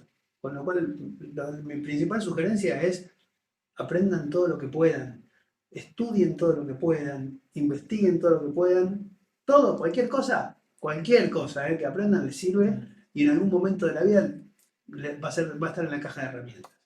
Bien. Y es muy bueno eso también, quizás para los más jóvenes que nos están escuchando, de también ser capaz de agarrar diferentes especialidades, por ejemplo, en tu caso, psicología, coaching, recursos humanos y mundo empresarial. Ya con eso son muchas más herramientas que solo ser psicólogo, porque competís contra todos los que son psicólogos o algo más, o los que solo son psicólogos. Entonces, eso está muy bueno para especializarte en ese mercado. Alguien que quiere las 4 cosas que tenés, sos perfecto para esa persona, ¿no? Sí, puede ser, digo, la realidad es que no sé si lo busqué, tal vez Bien. tenga que ver con que, nada, Se dio. se dio, soy inquieto, me interesa, me interesó siempre, cuando hago algo, a ver, no puedo hacer algo que no me interesa, entonces siempre le busco el interés a lo que hago y aprendo de eso que estoy haciendo.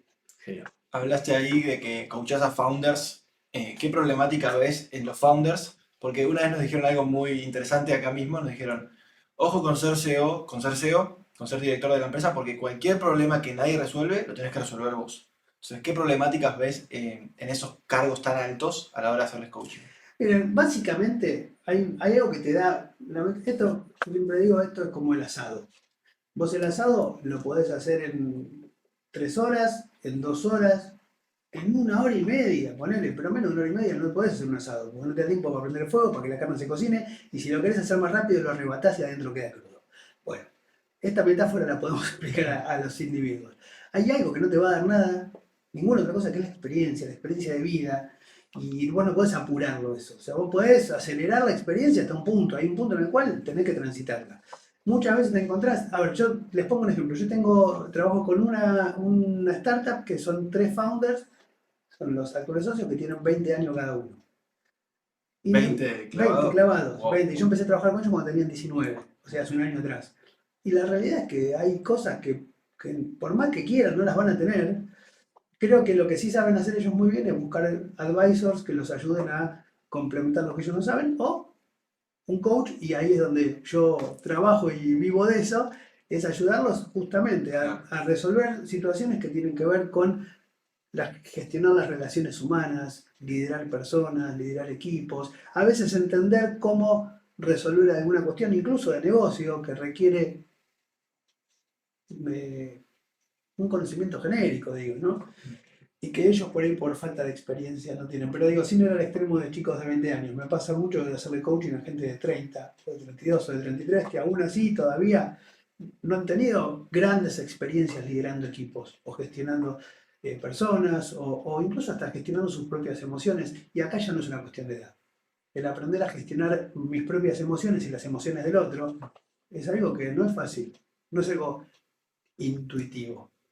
Entonces eso también requiere aprendizaje, usar bien el lenguaje, cómo la conversación puede resolver cosas, esto que yo les decía, ¿no? La productividad, hoy en el trabajo del conocimiento la productividad se da a través de la palabra, entonces si yo uso bien el lenguaje puedo lograr cosas que si no lo sé usar no lo logro. Aprender estas cuestiones, hay una cosa que sí también es cierto y en esto yo les decía, a mí no me gusta vender humo, yo trato de estudiar mucho de lo que yo hago. Y entonces uso mucho el conocimiento, la herramienta, la bibliografía, el concepto, la teoría para compartir con quien yo coacheo, para que lea, para que aprenda, para que considere conceptos. En el coaching le llamamos distinciones, para que use distinciones a la hora de abordar algo. Entonces muchas veces, así como yo les decía, no sé, léete este libro que habla de esto y que te va a servir. Esto es algo que yo uso mucho, sobre todo cuando hago coaching, ¿no?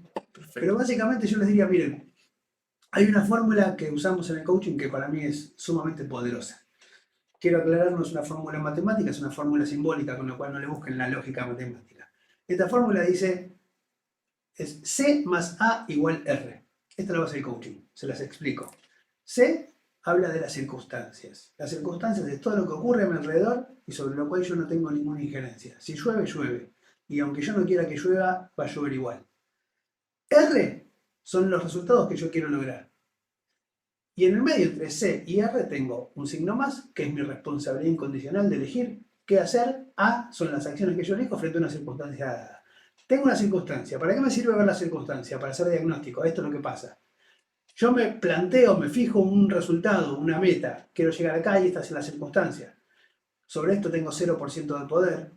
Sobre las acciones que yo elijo tengo 100% porque yo lo elijo. Y sobre R, el porcentaje de incidencia que yo tengo va a depender de la efectividad de las acciones que yo elijo. Con lo cual yo siempre digo, en el coaching solo miramos C para diagnosticar. Fijamos R, a dónde queremos llegar, y después trabajamos solamente sobre A. Porque esto es lo único sobre lo cual vos tenés injerencia. Si yo me quedo solamente en la contemplación de C, me posiciono en lugar de víctima de las circunstancias. Y ahí el más sería un menos. Y ahí el más sería, exactamente, el más sería. Y entonces, si yo me pongo acá, en A, más es mi responsabilidad incondicional de elegir, tengo 100% de poder de elegir qué hacer ahí. Entonces, elegir y diseñar acciones efectivas a los fines de R, del resultado que yo quiero lograr, es lo que me va a permitir llegar a R. Exactamente. Para lo cual tengo que diagnosticar, tengo que observarse. Pero digo, una de las cosas que pasa muchas veces, y vos te lo encontrás mucho en el espacio de coaching, es gente que, founders de organizaciones que se quedan porque no sé, los inversores, no consigo, y los inversores y esto, o el equipo, tal. Bueno, ok, esto sirve, diagnostiquemos. ¿Qué vas a hacer? ¿Qué quieres lograr? ¿Y qué vas a hacer? Trabajamos sobre A, solamente sobre A. Está buenísimo porque te deja lo que está sobre tu zona de control y lo que no. O sea, puedes diferenciar eso de una forma, con una fórmula y es muy visual también. Exactamente, yo siempre digo una metáfora clara, llueve, listo, llueve. Yo, R, quiero hacer un picnic, llueve. Bueno, hago el picnic bajo la lluvia, me compro un gazebo, lo hago en el quincho o lo dejo para un día que haya sol. Ahora, llover va a seguir lloviendo. Que yo me quede puteando porque llueve, no me resuelve, R. ¿Sí? Entonces vamos a trabajar sobre A, veamos qué hacemos para llegar a R y vemos qué tan efectivo es lo que dice para alcanzar R. Espectacular, buenísima. Ahí dijiste que coachabas también gente joven, con puestos altos, y ahí entra algo lo del síndrome del impostor. Es una problemática eso de decir, che, yo estoy en esta posición tan alta con tan solo 20 años, o con tan solo 25 o con tan solo 30, cuando mi competidor tiene 50 y tiene un montón de experiencia. ¿Se ve esto o es algo que no preocupa? Sí, a ver, tenés de todas situaciones diversas. Tenés gente que o no lo dice, o no lo tiene, o lo oculta, y entonces se para en el lugar de me las sé todas. Para mí es el peor de los males. La falta de humildad atenta contra el aprendizaje. El primer paso para aprender es asumirte ignorante. Entonces digo, el que siente que se la sabe toda está jodido. Muchas veces el síndrome del impostor es algo que padece, por decirlo de alguna forma, alguien que puede asumir esa posición de humildad y eso está bueno, porque eso permite aprender. Bien. El que puede decir, che, la verdad es que me siento un impostor, porque siento que estoy hablando de algo de lo cual no sé si sé. Bueno, esa es una buena noticia que alguien sienta eso, porque es una forma de empezar a aprender, decir, ok, me declaro ignorante y esto me permite empezar a pensar. No sé, alguna vez escucharon hablar de la ventana de Johari. No. La ventana de Johari es un esquema interesante de Johari porque los autores de este modelo se llaman, creo que es Johansen y Harari, son la composición de las primeras sílabas de cada uno de los autores. Es una matriz que tiene 4 cuadrantes, es conciencia y conocimiento. Entonces tenés en un cuadrante donde eres baja conciencia, de que no tenés conocimiento, y entonces eso se llama punto ciego. Ese es el enemigo del aprendizaje. Cuando yo no sé que no sé, estoy jodido, porque no puedo ir a aprender algo que no sé que no sé. Si yo logro, lo que tengo en este cuadrante es bajo conocimiento, tengo en este cuadrante alta conciencia y bajo conocimiento, y eso está buenísimo, porque yo tengo una alta conciencia de que no sé, ese es el cuadrante de la ignorancia. Pero a su vez, si estás en un puesto jerárquico, capaz que están esperando que lo sepas, ¿no? Y ahí está tu duda, digamos. Claro, entonces vos decís, se espera que lo sepa, no lo sé, Aprendo. sé que no lo sé, y me expongo a la expectativa del otro de que lo sepa, y entonces ahí no me queda más que aprender. Bien, Genial. Y eso está buenísimo, porque cuando vos estás en el cuadrante de ignorancia, vas a aprender. Bueno, después los cuadrantes Bien. no importan este ejemplo, pero digo, cuando estás en el cuadrante de ignorancia, que es lo que te genera estar el síndrome del impostor, eso te mueve a aprender. Bien. Y eso es lo Está mejor que bueno. te puede pasar. Está bueno tener el síndrome de impostor. Exactamente. Bien. Es muy bueno. O sea, el peor cuadrante sería no saber y pensar que sabes. Eso sería todavía peor que no saber y saber que no sabes, digamos. No, el tema es que, a ver, cuando vos no sabés, y no sabés que no sabés, ese es el peor Claro. de los mundos. No hay peor ciego. Ignorás tu ignorancia, Claro. en el punto Sí. ciego. Yo ignoro mi ignorancia y entonces no puedo aprender de lo que ni siquiera sé que no sé. Sí. Otro invitado No hay peor ciego que el que no que quiere ver. no quiere ver. Sí. No Y te también- Porque no puede ver, porque a veces ni siquiera es que no Claro, quiere. no puede. Porque Claro, no querer no. es un autoengaño. Claro. Sé que no sé, pero me hago el gil. Bien. Ahora, cuando yo no sé que no sé, es el peor escenario. Bien. Creo que me las sé todas. Claro, sí. Estoy jodido, porque no sé que no sé. Estamos diciendo perfecto la referencia a Sócrates. Yo Sí. solo sé que no Solo sé sé nada. que no sé nada. Es exactamente eso. Exactamente, Es eso. saber que no sabes nada. Ujú. Bueno, y otro invitado mencionó man-child, tener una filosofía de ser un niño. Ujú. Fede Sander, muy bueno. Vamos con la última parte de ser niño. Bueno, justo mencionaste que le recomendás libros también a tus coaches y recomendaste el libro de la empresa emergente. ¿Qué libros, o si no, también puede ser contenidos, entrevistas, charlas TED, que te hayan marcado, que te gustaron, recomendarías? Mira, a mí un libro que me gustó mucho, a ver, estamos hablando de libros más de lo profesional. Puede digamos. ser igual de cualquier cosa. Puede ser de todo, pero libros que me marcaron en mi vida, y bueno, una novela que me marcó mucho en mi vida fue La insoportable levedad del ser de Milán Kundera, que me parece que es una novela que tiene un contenido muy profundo, que habla de que las cosas son profundas y leves a la vez. Depende cómo las experimentes y cómo vos, en cada situación vos te pares frente a las cosas. Eso es un libro que me marcó y que lo recomiendo muchísimo. Un libro más técnico, más profesional, que también me parece que es excelente, es un librazo, es un clásico, es La Quinta Disciplina de Peter Senge. Es un libro, tienes dos, La Quinta Disciplina y La Quinta Disciplina Aplicada, que es muy interesante porque habla un poquito de cosas que pasan en las organizaciones.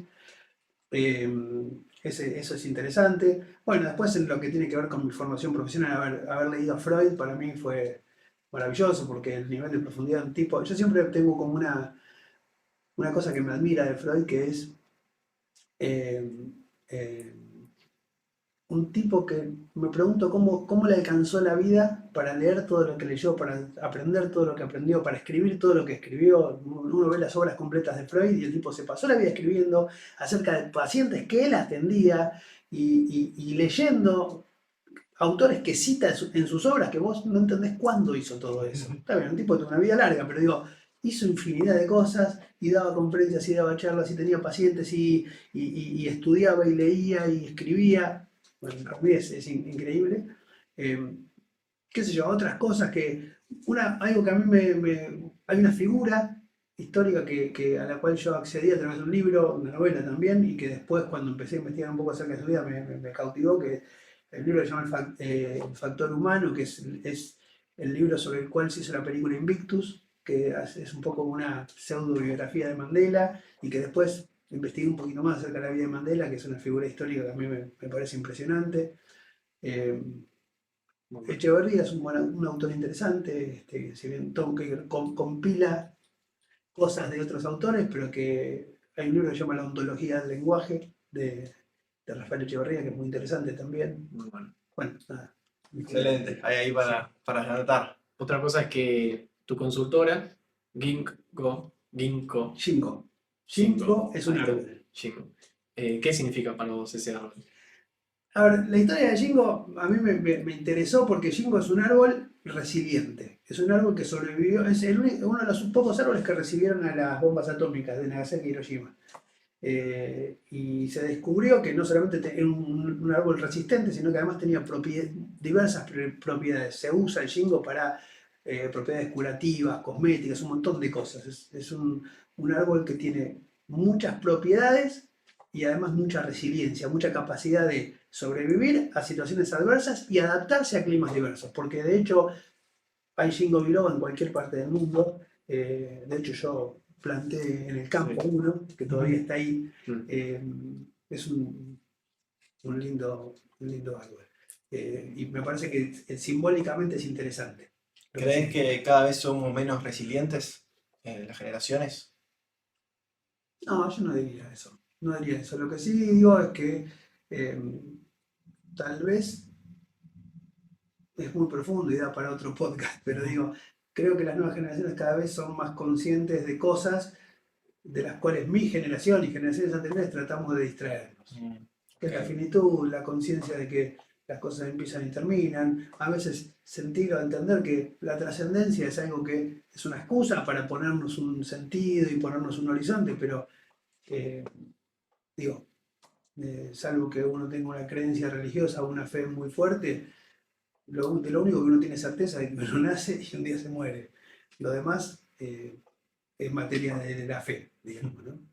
Y creo que las nuevas generaciones, cada vez más conscientes de esto, buscan vivir hoy, vivir el día a día, son más conscientes de esto, ¿no? De que las cosas, eh, por lo pronto, uno no tiene certeza de que tengan una trascendencia más allá del día que uno se va. ¿Cuál considerás que fue el peor y el mejor consejo que te dieron? Puede ser también una creencia que tenías o algo que se asumía. Me cuesta encontrar el peor. Yo tengo un mejor consejo, en realidad no sé si es el mejor consejo, pero es uno que tengo presente todo el tiempo. Yo tenía un jefe que yo detestaba cuando me decía esto y yo hoy me encuentro 1000 veces diciendo lo mismo que él decía. Porque él me decía, yo siempre fui muy autoexigente, muy perfeccionista y entonces siempre yo sentía que tenía que darle una vuelta más de tuerca a lo que hacía. Y él me decía, dame el 50% de algo y no el 100% de nada. Me decía, dame lo que tenés, lo que hiciste, hasta donde llegaste, dámelo. Porque esto es mucho más que no me des nada por darle una vuelta más de tuerca. Eso es un consejo que él me daba y que yo lo odiaba, me pareció mediocre. Y hoy a veces me encuentro diciendo a la gente, che, está bueno el 50% de algo y no el 100% de algo. Genial. Lo perfecto Es enemigo de lo bueno. Exactamente. Eso es una de las cosas que yo creo que. Porque a veces el quedarse clavado en la perfección es lo mismo que nada, ¿no? Bien. Porque nunca se alcanza. Nunca llegas. Y mal consejo, no me acuerdo. No sé. Bien. Bien. Está bien. No pasa nada, es común. Sí. Es una pregunta difícil. Cuando termina cada podcast, el invitado anterior le deja una pregunta siguiente. Y a vos te dejaron una que es: ¿cuál fue el mejor día de tu vida y cuál fue el peor día de tu vida? mejor día de mi vida, indudablemente tengo 2 mejores días de mi vida, que son los días que nacieron mis hijos, y haber presenciado los partos. Fueron, fueron días maravillosos. Incluso por razones distintas. La primera, porque fue la primera vez, la primera experiencia, en una situación porque nació en la guardia, porque no llegó la partera, porque nació muy rápido, entonces muy estresante, pero también muy lindo porque era la primera vez. Y la segunda también fue muy lindo por razones distintas, porque si bien no fue la primera experiencia, yo ya tenía la experiencia, pero fue una experiencia más relajada, más tranquila, porque yo ya tenía esa primera experiencia. Así que esos fueron los 2 mejores días de mi vida. Peor día de mi vida, sí, tal vez tengo un recuerdo de mi infancia difícil. Mis padres se separaron cuando yo era muy chico. Mi padre se fue a vivir a Brasil y pasó mucho tiempo que no lo vi. Y recuerdo que una vez él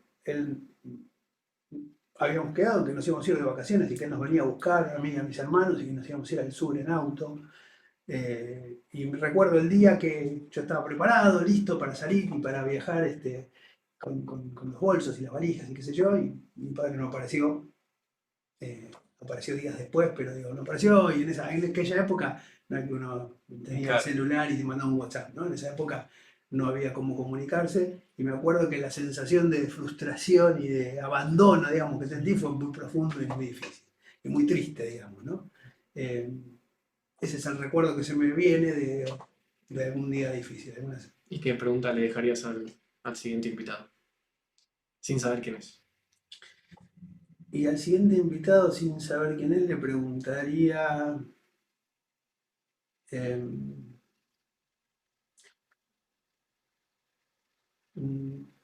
de qué manera, qué le gustaría hacer para que, para que las personas hoy y en el futuro tengan una experiencia, si pudiese dejar un legado, para que tengan una experiencia de vida más feliz, más grata, más placentera, más linda.